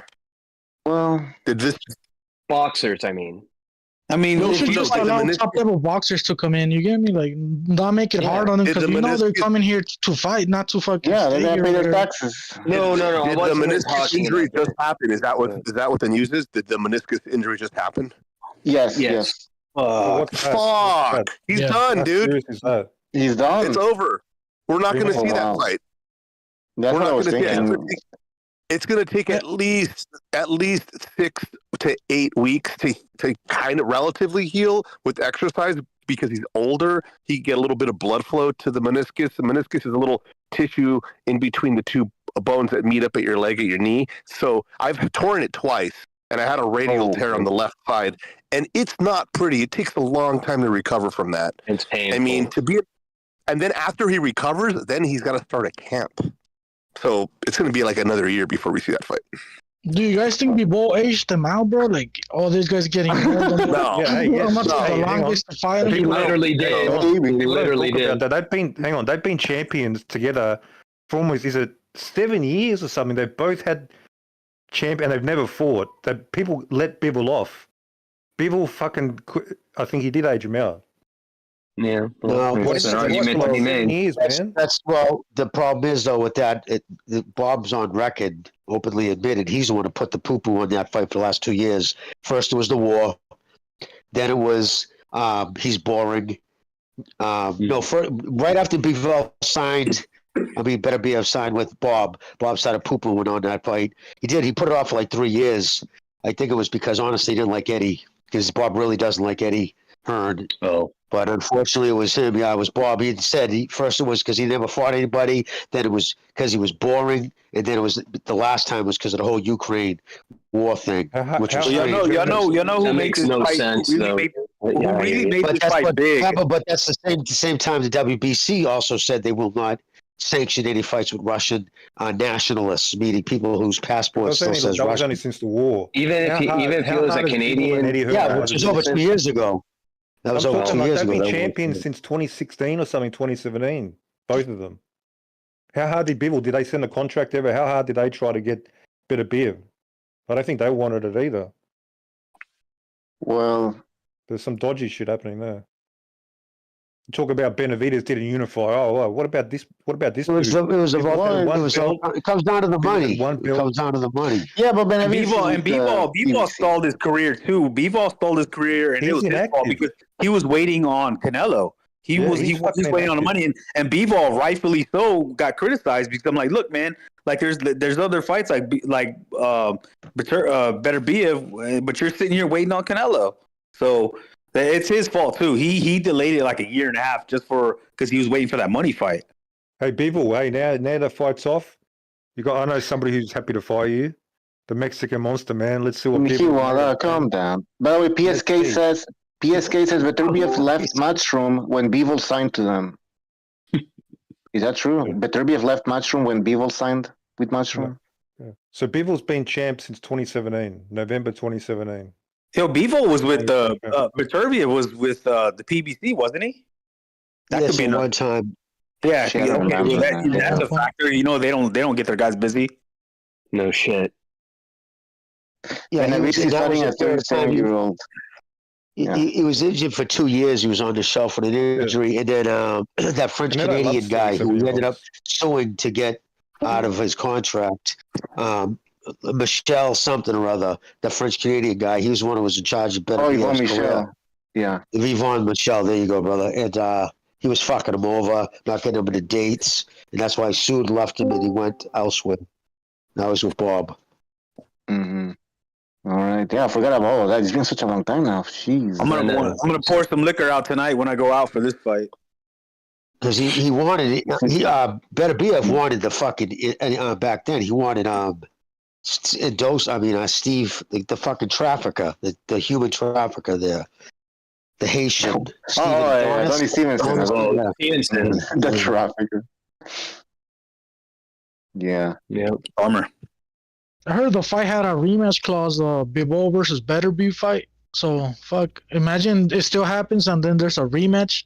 So that's just gonna take like 2-3 years to clear everything out. Beterbiev is probably gonna be like 43, 42 by then. Whoever about this injury though, could this have been avoided, or it was inevitable just because of the age, or is he doing something? The problem with the meniscus, that could have been something that you could blow. I've seen people blow that out going up a flight of stairs. Just pop the knee off. I think it's from the road work. Fat people, or no, even in good shape people who train. No, but people who train wicked hard. The problem is, no matter how strong you make your muscles, it doesn't make your white tendons never change. No matter how much drugs you take, even 300-pound fucking Mr. Universe guys, they're fucking. Yeah, but they're overtraining. Is it due to overtraining? Yes, it's stretches. It's stretches. Every time you overtrain, like you squat super, super heavy, you stretch the fuck out of all your ligaments in your knees and shit. And it can set Jimmy, Ronnie Coleman. Ronnie Coleman. Yes, Ronnie Coleman. Oh yeah, yep. The Texas. Is that what happened to him? Like he was lifting too much? Or what? Yeah, most of the guys' bodies break down. Dorian Yates, the English guy, he's one of my favorite all time. He did the same thing. He ended up tearing his shoulders out. This is common with boxers, though. We saw this. Hey, with, Jimmy, no worries. We saw this with Triple G a bit. You saw it with his legs. His legs got really skinny when he started to get bit up in age. There's another dude I was watching the other day at random.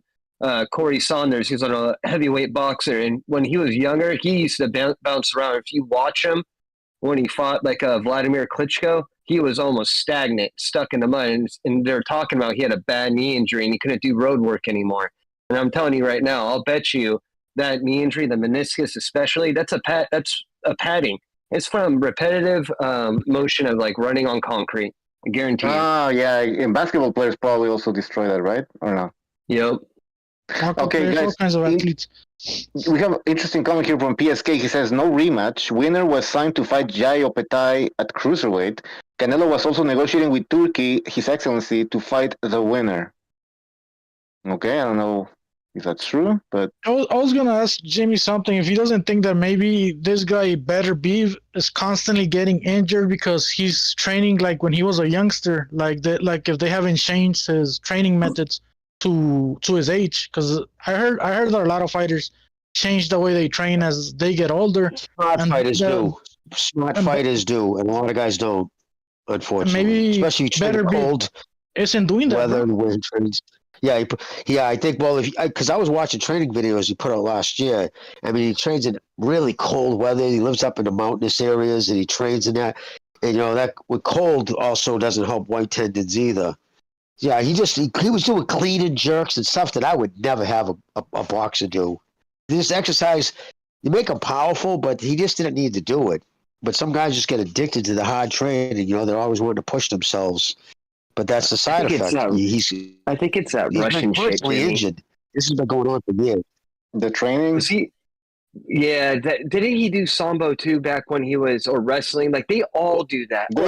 He comes from that area he comes from that area near Chechnya and all that area where the Caucasus, the mountains. The Caucasus, exactly. Where MMA is huge right now.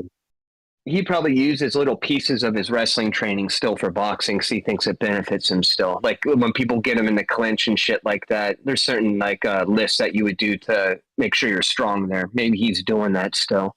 But I agree with you. He needs to, if anything, when you get older, you need to start dialing down your regimen because Beterbiev get injured right now.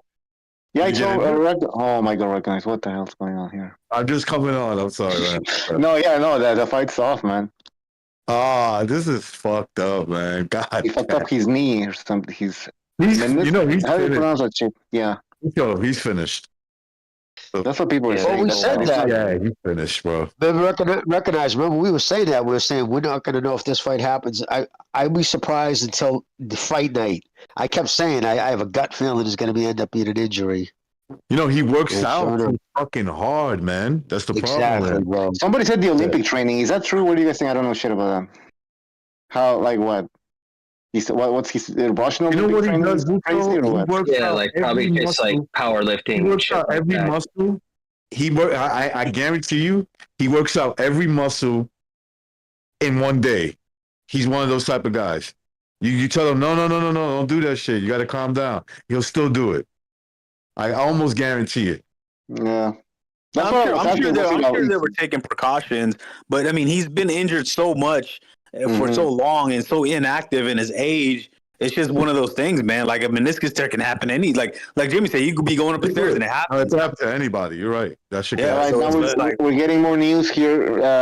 PSK saying apparently David Morrell is an option as a replacement. Wow, I like that. I like that. Option, bro. There's no way. Start testing Morrell. He hasn't fought nobody, bro. Hey! I got one. Benavidez. Yeah, but he's fighting. Somebody mentioned that he's pull out of that fight. Go fight him. I don't think our team is going to allow that shit. Yeah, I doubt it. Heyman ain't running the show no more. Or he is with Benavidez. Yeah, but he's in the undercard already there, right? So it's like we Tank Davis. They think he's gonna sell probably. I don't know. I mean, but can they pull it out? Because think about it, he can be the main event. Like I would jump off of a co-main to be a main. Oh yeah, of course. Versus the guy that beat Canelo. So I'll just like I don't know, but it's probably too early for him because I think his fight was a little bit further out. So, but man, he should. I don't think he's getting. That's not the trouble here. Even if I was to lose money, I would take that if I was Benavidez. Yeah, I agree.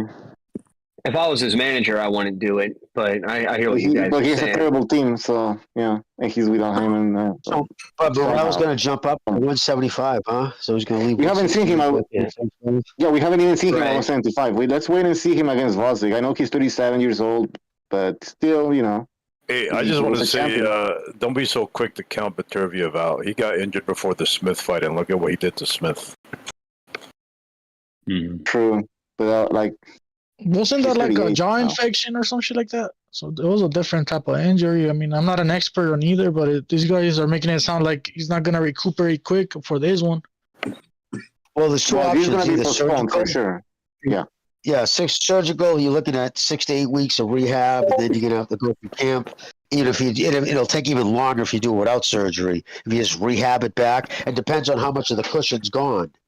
Sometimes you have to fucking replace it with something, artificially. What the hell, man? Okay, so how long? A year? It could be. Oh my! This is. Yeah, he's 40. He's 40 years old in January. Anyway, just look. That's what I mean. See, this is the case where I wish somebody was on steroids. I wish this dude was on steroids so his knees won't be giving out. God dang. HGH. So whatever, man. Whatever he needs to take. Yeah, that's a shame.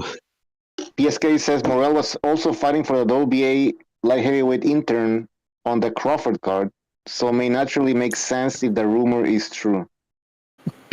Morel's not ready for that smoke. No, but why not?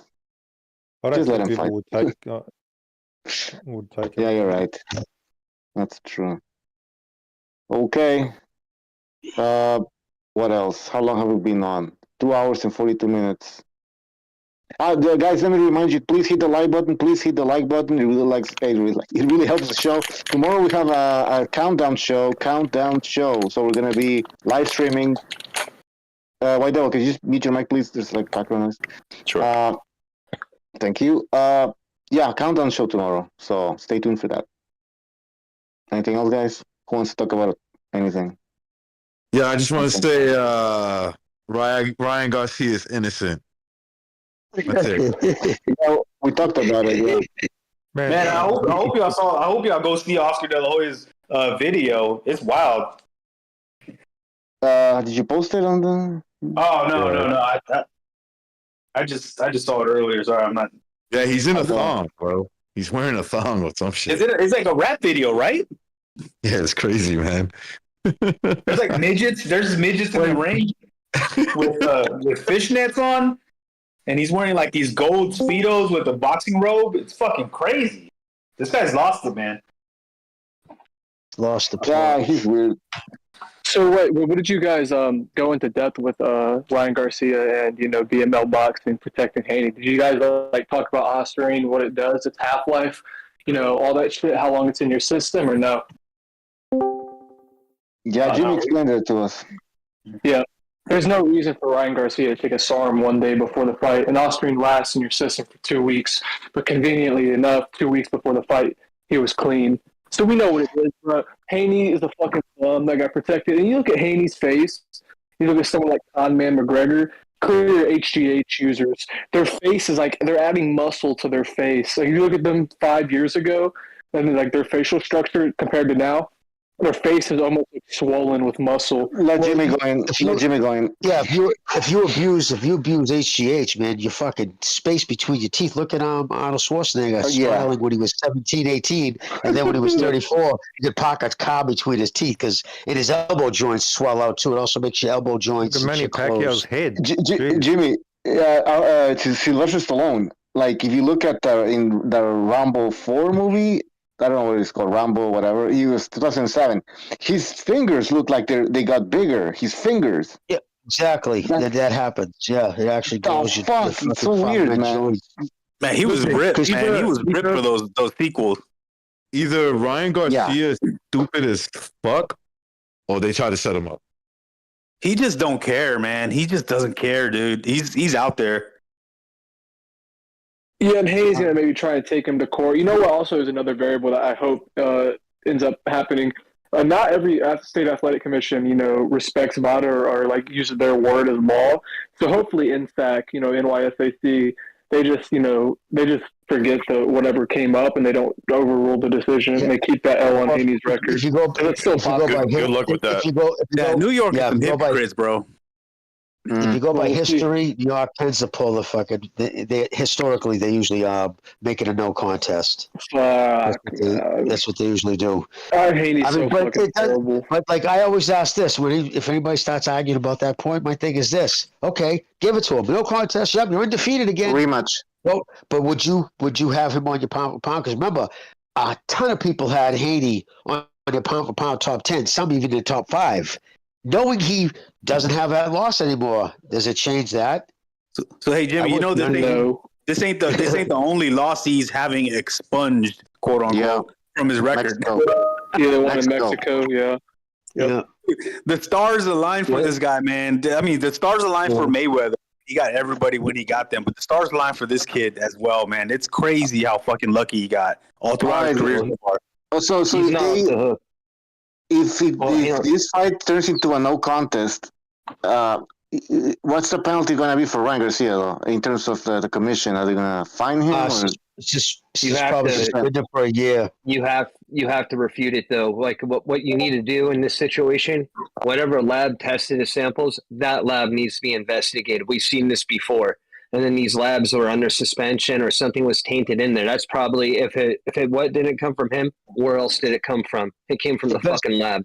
I just want to see how Oscar's going to spin it. How is Oscar going to spill it when he just was taking shots at Canelo for failed drug tests, and then 4 hours later this comes out? That's crazy. That was kind of weird. That was kind of weird, right? That happened that way. You have to go after the chain of I don't think that has anything to do with Canelo. I have a feeling that has something to do with something else. If Ryan Garcia is being set up, if he's stupid, then he did that, right? He just dumb. Why would you take? I just refuse to believe somebody's that dumb. But I don't know. I agree. You know what this? What do you mean? Haven't you seen how he's acting, man? And listen to anybody's dumb enough. Anybody's dumb enough. I just said I don't know him. Maybe he is that. Haven't you seen how he's been acting, what he's been talking about for the last 3 months? This guy's out of his mind. And you're asking, I'm not sure if he's dumb enough. Mirage, maybe he is, but you don't know that. But you don't know that, Mirage. You don't know that. Are you there? Yeah. I've literally heard he's him. Claiming he did it all on purpose. I bet it's Floyd. He claims he did it all on purpose. This guy is unstable. I bet Floyd did. Mirage, you got to unzip Haney's pants real quick here, dude. Like, come on, man. This guy's a hype job. Now, you know what? I've been saying Haney's a hype job for like 2 years. What are you talking about? Okay, good. So do you know what this reminds me of? You know who you're talking to? You're talking to a fucking expert, man. Show some respect. All right. So check this out. Boxing fans are a lot like Americans in general, and how American society is going is a lot how like the boxing fans react. They're very reactive, right? So this reminds me a lot of like the George Floyd shit. Seriously, whenever he OD'd and he was dying on the sidewalk, like ODing before and resisting arrest. Before he started using his "I can't breathe" bullshit, and everyone just clung to it, right? They just it was so easy for them. And now that Ryan Garcia pissed hot, quote unquote, pissed hot, they're now clinging to Ryan Garcia being this blatant cheater because they just see it. They take everything at face value. A lot of these like hardcore casual boxing fans just see things for what it is. They don't read in between the lines. They don't look at weaponized drug testing. Like look at that bum Deontay Wilder. Whenever there was someone high ranking in the WBC that was a legit top 10 Ring Magazine fighter at heavyweight like Povetkin, who's on a KO streak. Boom, he just so happens to piss hot for a drug that 6 months later becomes legal. And then Dillian White, same thing, that boy liker over there in the UK. So this is all to protect. This is just all for BML boxing or BLM boxing. It's to protect these fucking black American hype jobs. That's all. I think they're just gonna do it to him what they did to Margarito, and make him he's the cheater, the villain, and now it's only gonna help Ryan because now he's gonna become a bigger bad guy. Because believe it or not, Margarito didn't lace his rap versus Cotto. That's just something HBO pushed hard. Of course, another conspiracy. I agree. And then they brought it, and the NYC is full of shit, man. Because before that fight, they were praising it. When they announced that rematch, they were at the podium saying, "Oh, praising it and saying they support it. But then a week out of the fight, they said they started laying down the groundwork to stop the fight because they said, okay, we might cancel it. I remember because I flew out to that fight. They said we might cancel the fight because of Margarito's eye. We're like, wait a minute, you were all week, you were promoting it. Now we might cancel it. But then when it came to the fight and he was coming on and starting to beat Cotto's ass again, and he even beat the eye test when the doctor was in front of him, they're like, oh, no, we're going to stop it. So they laid the groundwork to fucking do this. And the New York is, there's no telling what they're going to do because they're fucking shady as Texas. Garcia's got to go after VADA to find out the guy, subpoena the guy who came and took the test, and just do the chain of custody. Did that sample ever leave your site? Did you leave it at the hotel lobby? Did you leave it locked somewhere? Seriously, that's the best thing. They're gonna find something, you think? Like, just find out that he left it alone somewhere where it could have been. That's what they usually do. I went to the bathroom. The chain. The chain of custody. You want to make sure that they're leaving it. There's so much money behind Garcia. He's sort of going to get protected. So I think he's going to, even if he'll get a slap on the wrist or some bullshit, he'll be back for the next fight whenever. Well, let's say they overturn this and they turn it into a no contest, whatever. You're Darren Haney. What do you do? Do you seek a rematch? No, he's pussy. He doesn't want that shit. He doesn't want to get his fucking cerebellum splattered again, bitch ass nigga. So what's going to end up happening? He's going to try and fight Sandor Martin. Hopefully Sandor Martin's ass style outboxes him, and that's that. Or he'll just get another gift decision. Teofimo Lopez, I wouldn't mind seeing that fight, but he's going to get splattered there too. I don't know, man. He's in a position where he has to fight the name guys because as much as he thinks he's worth and he thinks he commands, he doesn't. And the black community doesn't follow him the way they do with Tank because he beats with Tank. So a lot of them hate him. So this guy doesn't really have any fan base. So he's actually it's going to force him to have to go to the name fights because if not, he's going to be in an empty ballroom. Question. I forgot. When a state athletic commission bans you for a year, does that apply to all other commissions too? Did they follow the same? So, yeah. In America, yeah. I think in America, nationwide. Yeah, I think it's nationwide. Yes. Okay, that's what I was saying. Yeah, you know what happened to Tyson when he beat he was fighting in the UK? I remember. No, that's why he ended up fighting in Georgia because they were willing to license him to fight. It's state. Okay, so you can do that then. But I doubt somebody will do the same for Ryan because he's worth so much money. They're gonna like Texas where I'm at. They're gonna be like, we'll license him because it's money. This is boxing, man. It's a business before it's a sport. Okay. So if you're Devin Haney, you start and they overturn the decision, whatever. He starts saying, "Oh, I lost because he was on PEDs. That's the only reason why I lost." Then that means that you should give the guy a rematch, no, and prove everybody wrong that you lost. I mean, that's the biggest money fight, so he might be forced to take it. He's spiraling. He's on some weird shit now where he's trying to make it personal with Ryan, saying that he's trying to sue him. He put his life at risk, and exactly, man. I should take this beyond the ring. Words like that. It's like, dude, shut up. My life is that's. What are you going to take it to the streets? That's what it sounds like. Can you imagine? There's no repercussions for what he's saying. Dude, boxing is so weird. Boxing's so weird right now. And did y'all even see the back and forth with Haney and fucking Mayweather too? Like everybody's beefing with each other. It's crazy. Mayweather, Gavante, Oscar, Canelo. I mean, what's his name? Spence and his trainer. I mean, it's a fucking mess. Do you attribute that to social media? Yeah. But I think it's viral because of it. But I mean, they're all. I mean, I think social media helped anger them to the point where they just blew up the way Oscar did because everything goes viral. You know what I mean? But Oscar and Floyd are the two guys. They're on their longest midlife crisis that I've ever seen. It's fucking crazy. They wouldn't be doing that if they didn't have the internet audience. Yeah, it's social media is enabling this shit. Well, we have another super chat from Marty McFly coming from the future. Wait, what the fuck? Man, what? Marty McFly says, picture Haney walking out of the club now. Step aside, people. The appeals champ is here. Yeah, so he's gonna be a paper champion. It's true. He's gonna be the champion again. No, he's still a champion, by the way. He never lost the belt, but yeah, he was the email champ. Now the appealed champ. We all know what fight we want. Oh, my bad. I'll let you go in a second, Jimmy. we all know what fight we want next, but who do we honestly, realistically think Haney's going to fight next? I think it's going to be Martin, obviously. What about you guys? What do you think? He could possibly fight Hitchens, and they can have a boring ass fight. Hitchens, yeah, that's true. Well, that would be. He's gonna be so hard to move, man, because he has no fan base and his style's horrible, and he might be broken. So that's like 3 things against him right now. Yeah, exactly. Listen, you can't underscore or over fucking talk that loss. I mean, getting beat up like that. Hey, props to him. He could have quit. He could have fucking bailed on his stool. Kid did show hot, but that he took a lot of fucking big punches, man. And just the psyche, what it does to your psyche to go down like that. Like all those pictures on the internet, you're on your knees, look like you're fucking blowing him, and he's standing above you, like, you know, that menacing above him look. That's man. Well, I think maybe the referee hurt him more than anybody else, because the referee was trying to help him when he should have actually stopped the fight in the 7th round.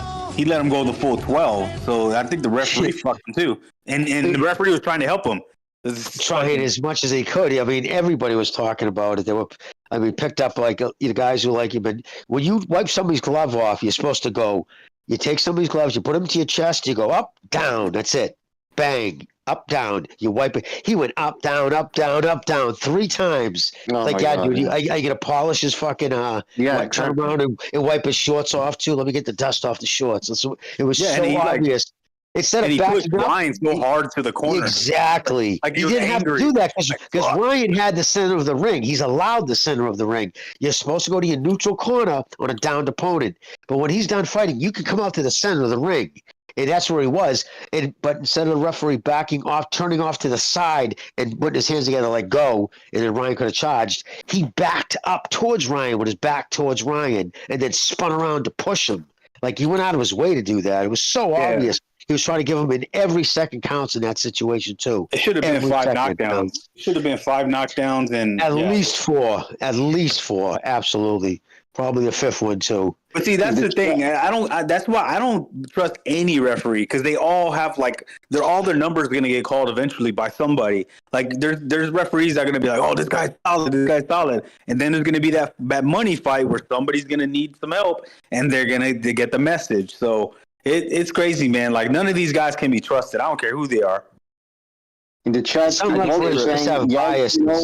y'all don't know how fearful y'all are. Y'all don't know how fearful y'all sound. What's that mean? I don't know. It's very ominous. About what? What are we afraid of? Y'all fearful. I send fear in your hearts. I think it's the opposite. Oh, sorry. Yeah, go ahead. Go ahead. No, you go ahead. No, yeah, there's a lot of Haney fans. They project shit like, oh, everyone's scared of this bum fighter and shit. You know, they never wanted to watch him fight Roma. They never wanted him to really fight Ryan Garcia. And they were only confident just the fact that they thought this guy was just coming to lose.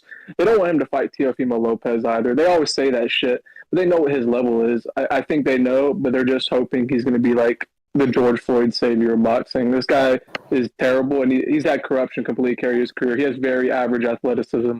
You know, he works hard. I give him credit there, but he's not physically talented at all. Not even close. This guy doesn't have a lot of people hands, not a combination puncher. He's a bum.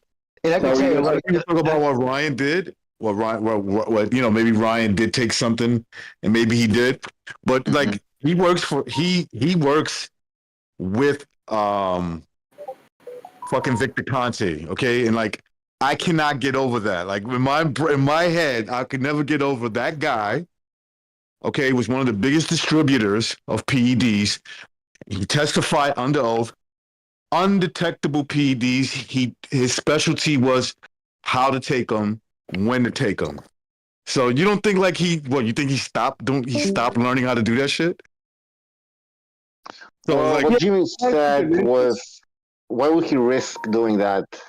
What do you mean? Why would he risk doing that? Like, why would he? A lifetime, because he was, like he said, he did 42 days in jail, and it was the most scared he's ever been in his entire life. He never slept. And now here's the thing: if he gets caught again, even in conspiracy, he doesn't even have to control them. He just has to be caught conspiring to distribute them, right? He gets an automatic 5 years back in the Fed. It would cost him all his personal wealth. Because when he started Belco, when he originally started the business, Belco, he designed designer steroids. He built them himself. He engineered these steroids because they were so good. What he did, he distributed them to certain baseball players, right? And the name got out there. Well, the name got out there how big he was. That's how he made it. It wasn't like he had an established company and then he got into steroids. He started his whole base was selling the steroids. But now, because on top of selling steroids, he had to teach himself the nutrition end of it. Which most good steroids do. Now he's turned it into a multi. His corporation is one of the hottest like snackers of. It's worth like I think it was worth almost $100 million. Plus his personal wealth is almost $20 million. My thing is this: why would he risk all that at 70 years old to go to prison for 5 years, federal prison, for nothing? Because what does he gain from it? If I was him, I'm sorry, I don't do that. I don't supply shit like that. But if I was to do something, read this list.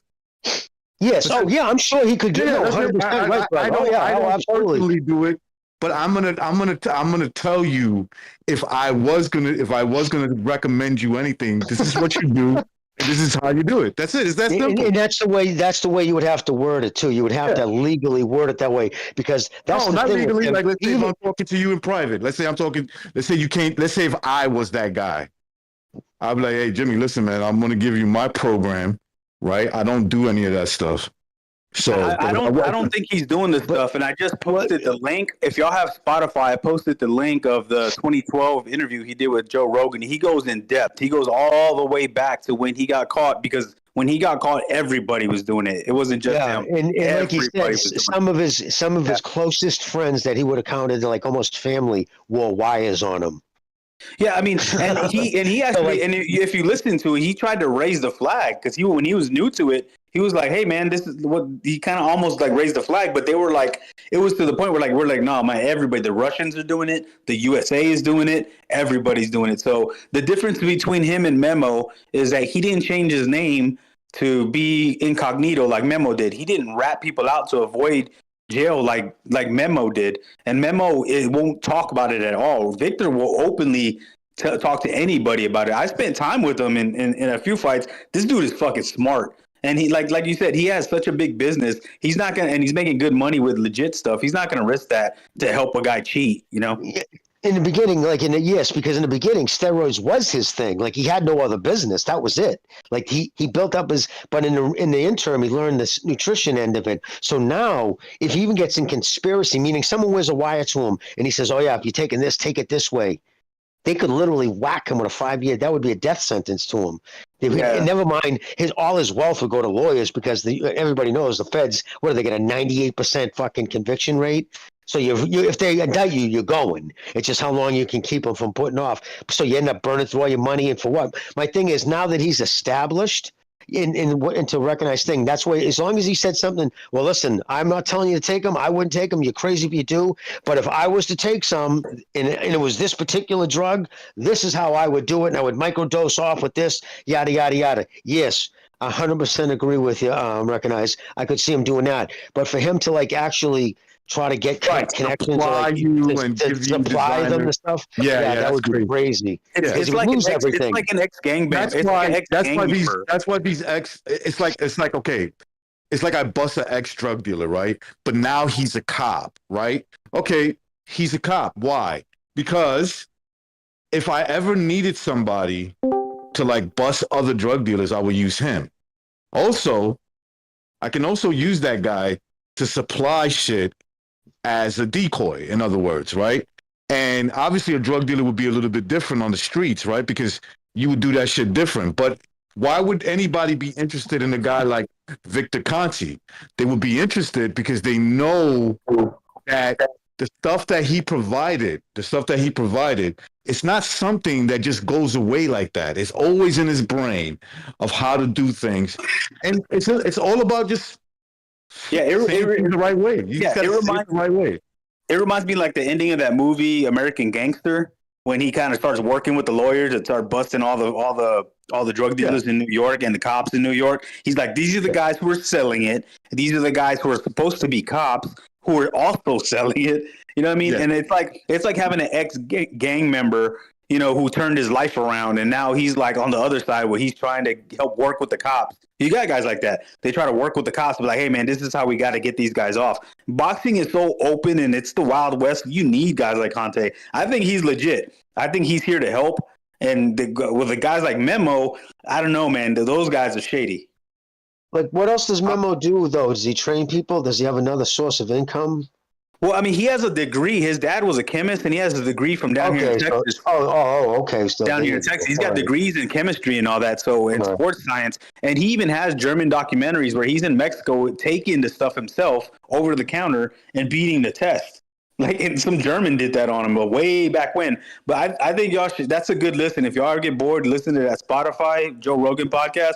It's really in depth. And I think listening to that, you're going to understand where he's coming from. And you're probably going to be like, we need this guy. Correct me if I'm wrong. Correct me if I'm wrong, Southpaw. Didn't Conte said, I think I heard his interview with Joe Rogan. I could have swore he said, there are legal PEDs that are actually better than illegal PEDs in terms of like gain, like the kind of results that you can get versus there are some that are like illegal or they're on the ban list that he was saying that they were actually better and these are I never heard him say that, but I could believe it because like you said, they ban certain things because they'll help you in the ring. You know what I mean? But it's a good listen, man. And if you like, I've actually had the I've gotten to actually sit down and I'm like, you know, I'm hanging out with people that know him before the Chavez Jr. fight in San Antonio. I'm listening to this guy talk and I'm fucking blown away at how smart this dude is. This dude is fucking wicked smart. And it's crazy because he was a musician. He was never a chemist or anything like that. Yeah. So if you hear, it's a long podcast, but yo, it's a good insight of like, yeah, wow, man, how deep the rabbit hole was. And how dirty it still is. And that's when he said in that interview too. He was talking about like, I can't even have a conversation now. If they even get me on tape having a conversation about like telling an athlete what to do, I go back to federal prison and I would rather die. Right, if it's illegal. He's scared shit. Yeah, exactly. He's afraid. He's 70 years old, man. He's just. But the story is funny. He went to one of those open air prisons where they didn't have fences. They had boundaries. It was like a trust system. And where he was talking about how he went to like a white collar crime. Yeah, but still, dude, right? No matter what, right? Opposed to your own bed and pillow, those places suck too. Oh yeah. He's gonna do. He'll go to the big house. Any place where they're telling you what time you can pee, what time you can eat, it's still prison, man. Yeah. No, if he fucks up again, he's going to the big house. He's not going to the nice one. Yeah, probably Danbury or something. What guys like him put out there, and I'm not saying that there's anything wrong with it personally. That's it. It can never. It'll never leave. It would never leave like trainers. They all know the recipe now. How to like beat, detectives basically. They all know. So they don't need him. They don't need him. Put yourself in the fighter's shoes. If you were a fighter, you would want him in your corner. I'd be so paranoid of my opponent doing drugs. I'd be like, Victor, I'm gonna hire you. I want your nutrition because it's top notch. But I also want you to really advise me on what, because he's gonna be on your team. He's gonna be looking. He knows the signs of what to look for in your opponent, if he's using or not using. So that's somebody that you want there to make sure. Because honestly, like I think most boxers are on some shit. Well, I don't know. I think he was on the third knockdown when he was on with Steve Mario when he said that he wouldn't say who the fighter was, obviously, but one of the guys that he signed originally, and I try to look back at who he cut, but they came to him and they said, hey, listen, I'm planning on doing this. What should I do? And according to him, he said, get out of my office. Because like he said, I had people wear wires on me that I thought were like family.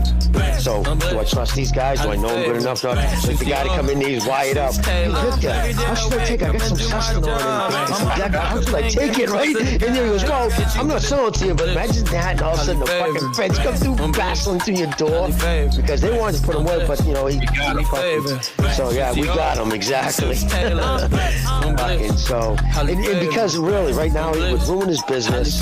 He's got a legitimate business that he owns. He lives in a big, beautiful house in California. I don't know how long he'll stay that way with that state going the way it is, but he would just he has so much to lose now. Compared to back in the day when that's all he had was the steroids that he designed. That was his claim to fame. Yeah, he's already got a target on him, so why go back to that? Exactly. It would be crazy for me to even have a conversation. I would, if someone put it this way, man, if I had fucking $10 million in fucking my bank right now and living in a $3 million home and it could be all taken away if I was caught having a dumb conversation, somebody would bring it up to me, I'd be so offended, like, you know my situation, why would you even talk to me about that, you fucking knucklehead? Fuck out of here. Well, the frustrating thing that's happening right now is that a lot of people that want to defend Ryan are saying that because Victor worked with Vada, that's why he got caught, because Victor is against him, because Victor he didn't work with Devin on this fight, but because he used to work with Devin, that he's trying to sabotage the win from. So that's the angle people are going at that I've seen on Twitter. What about Davis? Giovanni Davis fucking try to blame Eddie Hearn. Eddie Hearn's like, it wasn't even my fight, you fucking idiot. I just got back, fight. and I'm seeing the stream. That guy is high as a kite. You fucking who? Vontae? Conte? No, Oscar De La Hoya. He looks high as a kite, dude. That rap video, man. Y'all gotta watch the rap video he just put out. I do believe that they sometimes do weaponize drug testing. I do believe that. Like, we already seen examples of that. Floyd Mayweather. I don't care if it's just an IV. He wasn't supposed to do that shit. It's illegal. Just an IV, brother. I'm telling you right now, as someone who knows about steroids, there's not a steroid you could take besides maybe EPO that would give you as much as an advantage as taking an IV. That's the night before you sleep is when the only time you rehydrate. So normally you try to do it by eating every 2 hours some rice cake, some parenteral food, nothing with any proteins, because you just want to go right to glycogen to help you recover. You can just eliminate that and just get a fucking bag of saline and fucking solution in your arm. There's nothing you could take what gives you more advantage. That's the utmost advantage you can possibly get by taking that bag. You know, rumor is they said TBE really stands for the best EPO, but I mean, who knows, man? Get it right. So fucking that always, you know, it sucked too. He was sued too, and the whole time he was making claims about Pacquiao being on steroids. I'm not saying he wasn't, but you didn't have any proof. There was no proof you did, and that was his claim. Oh, he's on steroids and shit and that and this, and he ended up getting sued. Now here's the thing, though, Bill Haney. Just a side note, better watch what the fuck he's saying. I mean, Grant Garcia's father, because he's the one out there disparaging shit. A fan saying something on Twitter is one thing, but when Garcia's father is saying, you know, fucking that dude, Conte's a cheat and he's still selling drugs, like I would not be surprised if he doesn't get a fucking cease and desist letter saying, keep it up, I'm going to drag you fucking for defamation, you shit stain. Like, who the fuck? You can't make these accusations like that. Like, he's making these matter-of-fact fucking accusations without proof. Just crazy the way people talk nowadays. The next court case for defamation is Canelo versus De La Hoya. De La Hoya saying he's going to take him to court, which is crazy because De La Hoya is like the biggest hypocrite ever, man, because he left Top Rank. So why is he mad that somebody outgrew him? You know what I mean? He fucked over so many trainers.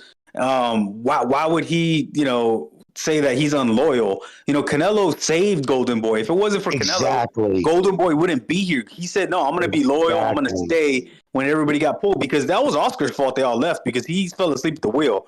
That's his fault. I don't care if you delegate stuff down, you got to keep an eye on your own company. But then people don't know that Oscar tried to steal Pacquiao with a suitcase of money, hijacking him from the airport. He tried to steal Donaire. The Top Rank swatted that down. So what makes it crazy is that 360 Promotions was the one who brought up Canelo in Mexico, made him a big name in Mexico. He's already 30-0. Oscar comes in, steals him, and then they get and 360 took him to court and Canelo. Yeah, I was gonna say they sued De La Hoya for like $8 million. No, they sued Canelo. They sued Canelo. Right. Yeah, for breaking his contract. So so Oscar was the one who stole Canelo from another promoter. He tried to steal other guys. Himself in his own career, he fucked over so many people. So Oscar has no self-awareness. He looks crazy right now. Yeah, beef is like it's like very personal because it has a lot to do with money, trust issues, all that shit.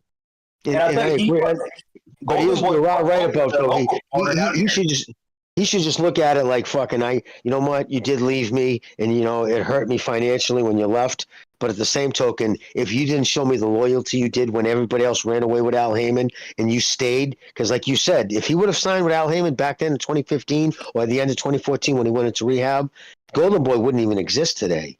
He would have had nothing. He would have been starting from literally scratch, but it was because he had Canelo, it saved his company. And Canelo staying with him might have saved boxing as a whole, because it would have been hard to compete with him that year. He was buying up all the TV time slots. It was rough, man. Did you hear what he said? Did you hear what he said? He said, "Hey, man, have you paid Canelo for the second? Golovkin for the second fight? Have you paid him yet?"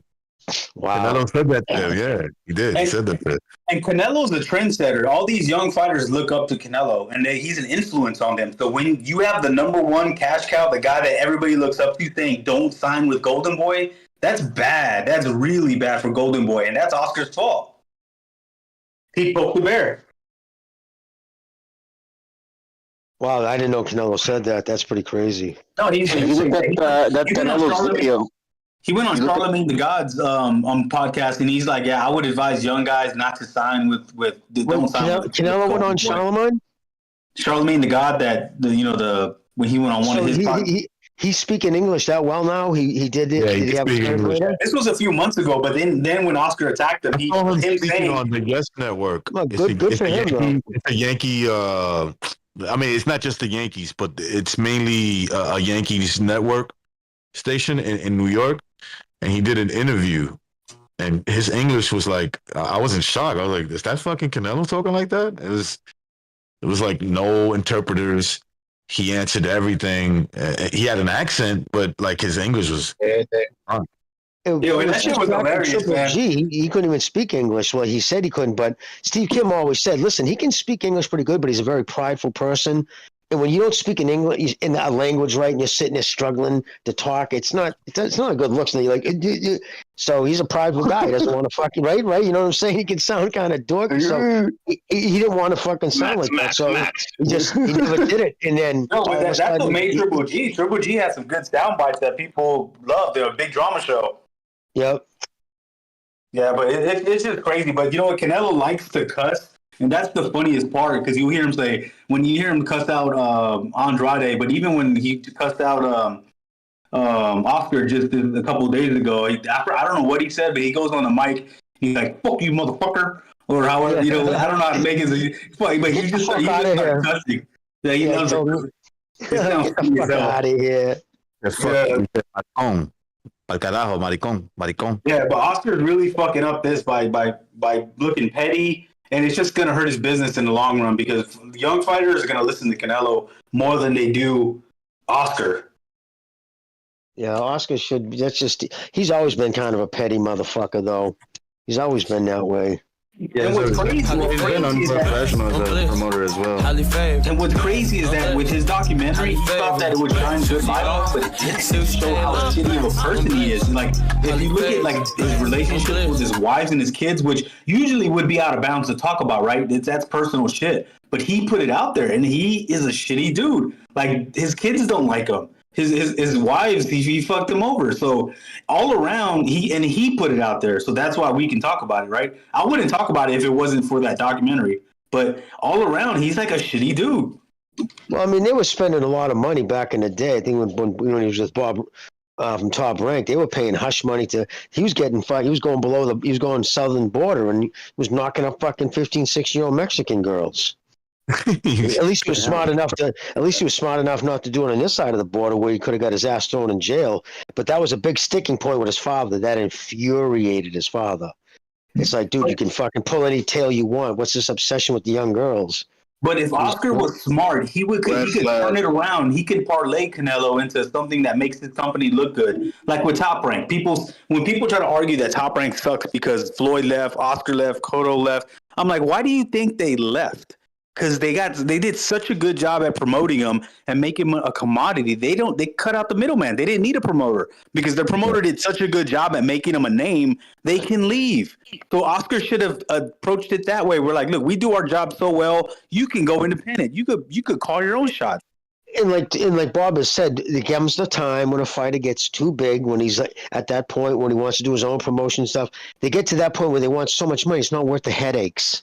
From the money you eventually make off, all the money you have to put up, and the headaches, it's those guys the next tier below. But like you said, like people always say, they credit Al Heyman for Floyd Mayweather's career, and it's so absurd. All they yeah, exactly. Bob Arum drove him to the dance, and fucking all Al did was open the door.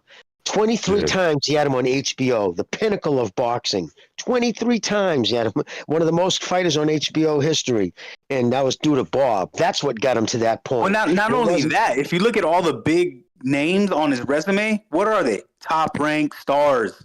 So Bob was the blueprint. When they say, "Oh, it's a green print, the Mayweather print," no, it's Bob Arum is the blueprint. Bob Arum is the GOAT. I don't care. I'm a fucking fanboy of fucking Top Rank. I don't give a fuck. I grew up on that. I grew up at they put on the best fights in the 90s. The trilogies, the Gottis, the Wards, the Four Horsemen. Before them, everybody. Yeah, I saw a list just recently of the fights that Bob Arum has either made or been a part of.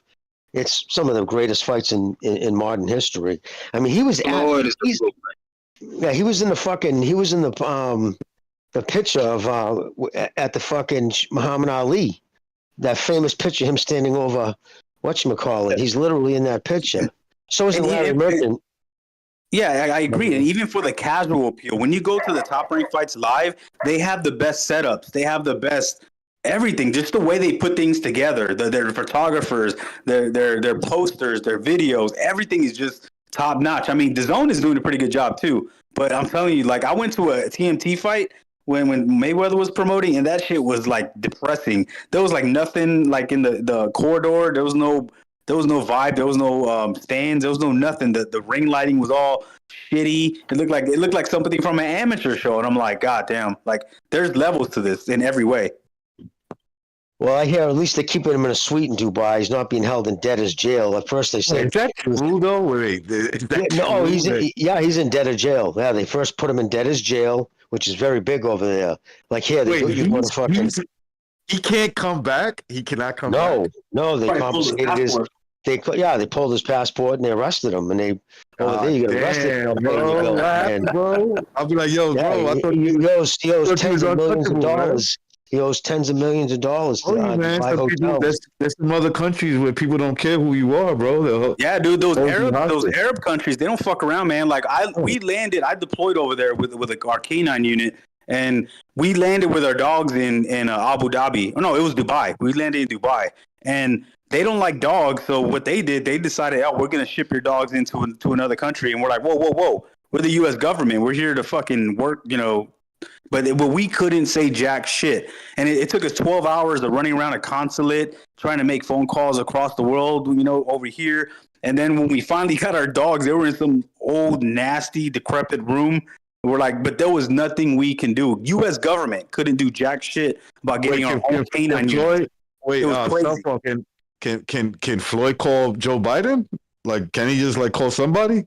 I mean, I thought it was bullshit. I'm like, yo, man, we're the U.S. military. What the fuck? We can't get our own shit, our own canine. What y'all took our dogs from us? What the fuck, man? Nah, man, they don't play. Like, they don't care who you are over. They've seen bigger. Floyd. Think about it. Dubai has had more big money people than Floyd Mayweather. Floyd Mayweather is a dwarf compared to how many high rollers they get there.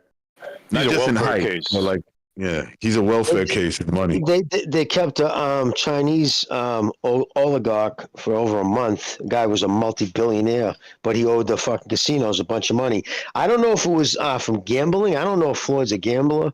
I haven't heard anything about that, or if he's a heavy gambler. But it was the suites. I mean, he goes there and he rents like the $35,000 a night suites. And he doesn't pay for it. He just lets it build up, and then they call in the fucking marker. And he's like, "Yeah, I don't got the cash." Tank was just talking shit, bro. That's all. I thought Tank. I was like, "Man, shut the fuck up, Tank. You don't know what you're talking about." I think Floyd's living off credit. I don't think he has. I think so, man. I think so, bro. I think so. Well, in 2017, he couldn't access. He owed the IRS $22 million plus back fines. and that was 2 years out, and it got to the point where his lawyer got a call, and his lawyer, because they did the whole story about it on I think it was LA Times, but they talked about how he was told, hey, listen, the IRS agents are on your way to the house now with flatbeds. They were literally going to start confiscate assets because that will make people up. It just kind of makes people feel when they start taking your cars and jewelry, it makes you want to fucking pay quicker. So what happened? His lawyer that day flew in, went into the court and asked for, got a last minute injunction to keep Floyd get his stuff taken away. And what they did, they worked out. They said, "Can we have an extension, a 90-day extension?" He's fighting McGregor, and this is the projected winnings. We'll be able to pay all his back taxes plus this year's taxes. Yeah, Bob bailed him out too. That was a lot of the money was gone right there from that fight. So there's a reason why he's taken and continuously doing these ridiculous fights. Yeah. Like, why would he do that? He needs the cash flow. Remember, he has an entourage, family members, everybody around him that he pays. He has fucking 3 bodyguards with him all the time. Those guys. His problem, he's not a drug addict like maybe like Oscar, but his problem is his narcissism, right? Like he just burns these bridges with like his fight. Like, okay, Tank seems, I don't know how true it is, but Tank doesn't like that motherfucker. He's like, I'll fucking knock him out. He's just talking crazy. He's reveling. Yeah, he's reveling in his bad luck right now. He really is. Tank. People were saying that Tank slept with his daughter. And got the clap from it. And that's kind of like, that's right? And more praise to Bob, because I think Bob bailed him out with some tax money before, and also Bob bailed him out from getting his ass beat up by Jay Prince. He was hiding under the ring. They beat the shit out of, I think it was what's his name, Ellerby. Yeah, so I think that's why he keeps Ellerby around, because Ellerby literally took an ass whooping for him. You know, why he hid under the ring, because he owed him. And guess who? He might have been. Ellerby might have been in a gym in Philadelphia, when that happened, when he got beat up. And I guess Jay Prince knows people in Philly, probably called some guys in for a favor, and they went over there and beat the shit out of him and somebody else. So, and see, that's what's crazy. These Mayweather fanboys, they constantly attack Floyd. And even Floyd himself, like, yo, like, Bob literally saved your ass a couple of times and made you who you are. He made all your opponents who made you bigger. You know, he bounced his name off of Pacquiao for 5 years, the clout chasing back and forth. That made him, that made the fight. I don't understand how they just don't see that. Well, if anybody doubts it's fighter, who he's fighting, opponents matter. You just look at the fucking Mayweather, Mayweather Pacquiao.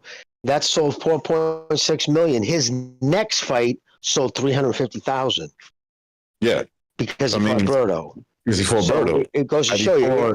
He has. Had he fought Keith Thurman like he was supposed to, maybe he would have did 500,000. No, but when he fought Berto, he was retiring. Remember?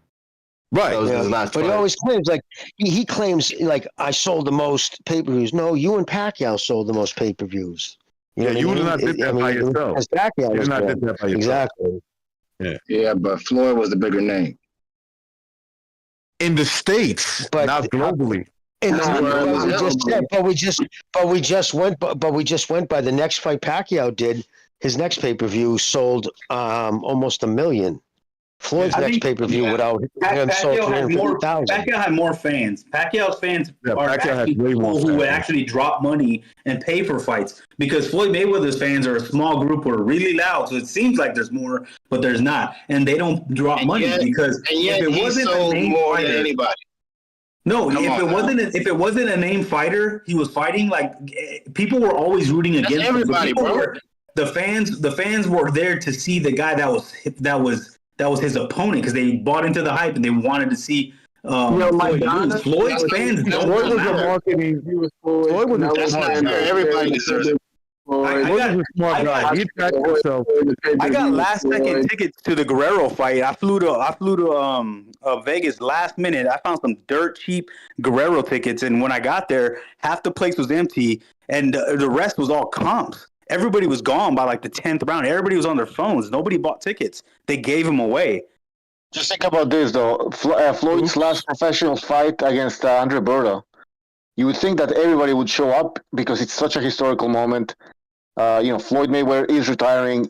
The last time you're gonna see him fight, go watch it. Nobody gave a shit that it was his last fight. It didn't matter that it was against Berto. It should have been jam-packed, legend retiring, but nobody gave a shit. Floyd made his bones by being in one of the eras with so many stars. The stars aligned for him. They all. Bro, you act like he was. Hold on, bro. Time out. You act like he was handed this shit, bro. He took it. It was like, be honest, bro. He took skills. He took dedication, hard work. Yeah. I'm not knocking that. No, nobody's denying that, Derek. Nobody's saying that didn't. Well, but it just sounds like it was like something like. No, I'm just telling you, it's the truth. No, I'm not lying. Where am I lying? What did I say that was a lie? What did I say that was a lie? What did I say that was a lie? No, okay, that's cool. But what I'm saying, that's also too. As far as fighting Berto and not fighting Keith Thurman, if you fight Pacquiao, Canelo, and De La Hoya, what the fuck you need to fight Keith Thurman for? Why not? I agree. Yeah, but I'm saying that if he wasn't, why not? I'm saying that more people should have showed up for his last fight if he was that big of an attraction. So his value was demonstrated. Was shown. I'm gonna challenge Dirk, Rare Breed, to this. Why not fight Keith Thurman? Do you realize Keith Thurman had one more piece of the belt of the puzzle at welterweight? Because if Canelo fights Benavidez, why not fight Keith Thurman for your last fight? Because Floyd already gave us the fight everybody wanted to see. Oh, you see what you cap for? You cap for being like a coward. In other words, that's not being a coward. You already fought the biggest fight in the world. You're being a coward. Need to fight the guy. Why not fight the guy who's been calling you out? He's got the other belt, right? He's got the other belt. More likely you could beat him. There's a good chance you could beat him still. I mean, what's that going to do from Floyd if he beats Keith Thurman? Then what? Well, the whole thing about he would have retired undisputed welterweight champion. If it took his own. Yeah. Did Keith Thurman have a belt back then? That's the problem. That's the problem with Floyd and his fans. They never asked. 2016, right? They never asked what can it do for boxing. They only asked what can it do for Floyd. Yep, May 2015. May 2015. He fought Pacquiao. May 2015. Why didn't Keith fight Earl Spence? I mean, shit happens. I don't know. I mean, if you would have beat Floyd Mayweather, then you could say, "Hey, listen, man, you beat Floyd. No excuses, bro. Fight." History repeats itself because Thurman was in a similar position as Boots is to Crawford. He was in a similar position as Benavidez is into Canelo. We're like, yeah, they don't have to fight him. We want to see it, but if it doesn't happen, it's not a big deal because their careers already had so much success and we've seen it all. Like it's okay. Yeah, but Canelo's probably. I mean, I don't know what's the deal with Benavidez at light heavyweight. That's what I was about to say. Benavidez. If Canelo fights Benavidez, y'all know I don't like Canelo. If he fights Benavidez and let's say Morrell calls out Canelo, I'm like, he doesn't need to fight Morrell. He fought Benavidez. He's done what he's had to do. Morrell's moving up to 175. Yeah, he's supposed to be fighting Bivol. Yeah, I don't know about that. And see, that's the thing. Like, I was saying like earlier, and I was arguing a lot about how Benavidez is a bigger fight. That's the fight everybody wants to see, not Munguia. But at the same time, I'm like, you know what? Canelo's already accomplished so much. It's one of those things where you're kind of upset, but you're not really upset. You know what I mean? Because he's already had so many big fights. You know what I mean? So it's like it could be one of those fights. If the Benavidez fight is there, I say fight him. Right? Like, I don't care what he did in the past. That goes for every boxer. Yeah. I mean, that's the disappointment. The fans want to see that. The fans want to see that. Nobody can deny that Canelo took the less dangerous opponent. Of the two, between Benavidez and Munguia. I probably agree with you. But he took the most dangerous opponent that was offered to him by the PBC. The three names they gave him. Yeah, I mean, and that's true too. It's also on Benavidez because Benavidez his career is being ran into the ground by Sampson in PBC. That's why everybody's jumping ship. And if he was smart, he would have jumped ship with the rest of before everybody did. You know what I mean? I believe that they made a big effort to offer Canelo the 55 mil to fight Benavidez, and when Canelo said no, Benavidez was like, "I give up. I'm going to 75."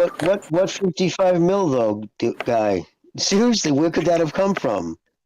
The PBC doesn't even have money to put on fights right now. That's why they're not putting on any. And this was after the fucking Showtime was already was out. This was after the Amazon deal was made. And then he actually had to come on, but they had to come on later and say that it wasn't real. That it was like that's the second time he played that game where he put this arbitrary number out in the air. It was total bullshit, and there was no money behind that. That was a stupid thing for them to say. That was a stupid thing for them. Oh, sorry. That was a stupid thing for them to say, but maybe in them saying that, they really meant, okay, Canelo, we're going to give you 75-25 or or 60-40 or whatever you want, because Canelo is the one who's going to embarrass him into fighting. They were trying to embarrass him into whatever, not into fighting, just embarrass him, maybe to keep bad blood, because behind the scenes, and it's already been reported by multiple sources, like Steve Kim said, I was told by someone who had an intricate knowledge of the negotiations, meaning Reynoso, who was at the table, and he said vehemently, fucking David Benavidez's name never came out of Heyman's mouth. He was never any of the people they offered us. What would we expect and that was coming out of Reynoso. And that's on Benavidez. I agree, and that's on Benavidez. But like I said, two things can be true at the same time. Do I think Canelo wanted any part of them? No. Do I think Benavidez fucked up by being without Heyman and they fucked it up? Absolutely. But I will say it's just sad because that's the fight I'd rather. Can I tell you my opinion why they? Can I tell you why they did it? This is why they did, in my opinion, why Heyman did it. It was actually, he was looking out for the long-term business. I'm going to sign this motherfucker to 3 fights, get 3 fights out of him. No matter who he fights, it's going to be money. More money than any of my guys are making, right? But I still have the Benavidez card as a ace in the hole. So when his 3 fight deal's up, Benavidez is right there, man. Let's go. Let's sign up for the fourth one. Benavidez doesn't understand that. I think exactly what they were trying to do. I think he was trying to hold him out. I think Benavidez doesn't understand that he's being played by Al Heyman, too. I don't think he understands and that. Heyman's proven over and over to do that. Look what he did to Rolly Romero. Rolly comes out on the internet. Man, I turned down. I'm making way less money for a much more dangerous fight because Al said, it's like, dude, okay, now look at you, stupid. Now you're never going to get that fight. You're done. Like, he's done it over and over again. He did it with Wilder. He did it with Broner.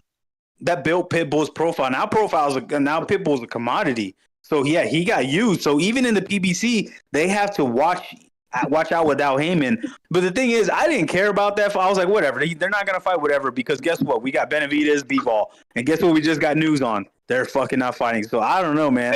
Hey, Jimmy, I have a question for that, right? So they didn't have the 55 to offer to Canelo, but they had the 35 for Munguia. No, the 35. No, they didn't have it. Remember that they didn't have any money then. That's the reason why Canelo was able to walk away from the deal. That same time they were saying, we're going to give you $55 million. They didn't have them. They missed their last. They gave them a next 30-day extension. Certain amount of money was supposed to be in Canelo's fucking bank account by, I think, January 20th. Let's just use that arbitrary number. January 20th. Come and go. Canelo calls Al. Yo, Al, was my fucking $30 million or whatever was supposed to be there, right? He was supposed to get X amount on that date. He said, man, just the things are behind the Amazon deal, blah, blah, blah, song and dance. Okay, I'll give you a 30-day extension. The 30 days came. Of course, that extension was in writing because when that fucking 30 days came, that's when Canelo made a fucking news conference. As people announced, we are no longer a part of that deal. You did not fucking stand up to your contractual obligations. So they didn't even have the money to keep him. So they didn't have, there was no $55 million floating around. That was Sam Lukowitz, the pathological liar who's learned that on the internet, you can just say anything. I don't have to be held accountable to it. I'll just say it. And a whole legion of dummies on Twitter will repeat it at fucking nauseum. And it becomes the truth. But there's a reason why he had to go on a podcast the next day and say, I want to let it be known that $50 million offer had nothing to do with the PBC. That was from me. Okay, dude, who are you? You live in a fucking walk-up, dude. You worth $2 million. Like, just shut, it was just him running his fucking mouth, which he's been prone to do. And that's one of the reasons why Canelo was pissed. But again, I was shocked as much as anyone when Steve said straight up. I was told by someone who had an intimate knowledge of the fucking thing, the whole negotiation, and David Benavidez's name was never even mentioned. And Steve agrees with me. He believes that's the same reason why Heyman was holding him back. I can get you to 3 fights. But this is the guy, I know at the end of the 3 fights, I can sign you again, but I won't sign you for just 1. If you're going to fight him, all right, but you got to give me a second. So in his mind, he was probably tying him up for 5 fights, but the money dried up. That was what everything fell apart when that money dried up. So that's exactly how that happened with him. And now this Munguia fight, they got investors for it. That's where the 35 mil came from for this fight? Yes, yeah. Investors. At the end of the day, they're saying at first it was Floyd's money, but it wasn't. Floyd stopped putting up money. They said 2 years ago he told Al no more of his own money. Well, I don't miss Floyd Mayweather. I don't miss any of that shit. So, guys, we're gonna have to end the show here, but we'll see you tomorrow. What was it? What was rivalry? What were you about to say at the end of the day? What? I was going to say, at the end of the day, if Canelo really wants that fight, it can happen. Oh, of course. I believe it's going to happen too. I still think it'll happen. It'll depend on how tomorrow goes. If Canelo looks old, I don't think it happens. They're gonna they're gonna. Everybody should pay attention to tomorrow's fight. I was going to say real quick, they're going to let Benavidez go up to 75, fight Gostic, who's a Reynoso fighter, by the way, and then they're going to drain his ass back down to 68, and then they'll fight him. Probably put a rehydration clause on Benavidez. That's boxing for you. That's what Tank Davis was doing. Well, anyways, guys, we'll see you tomorrow. Countdown show. That's it. All right. All righty. See you guys.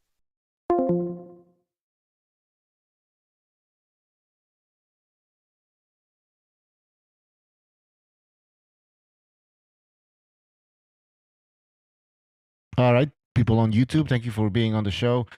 Super chat from Sean Anthony. He just put an emoji there, like typed an emoji, a mustache. I see. Yeah, guys, see you tomorrow. Tomorrow, again, countdown show. Show up for that. We might start like a live stream 5 hours before the whole card begins. I think it starts at 8 p.m. Eastern time. I'm gonna check, but anyways, 5 hours before the whole card begins, we will be live streaming. So stay tuned for that. Hit the like button. Hit the like button. Warning. You are entering open line. Listos pelos chingazos. Listos pelos chingazos. I'm gonna bring the whole fucking diseased, corrupt temple down on your head.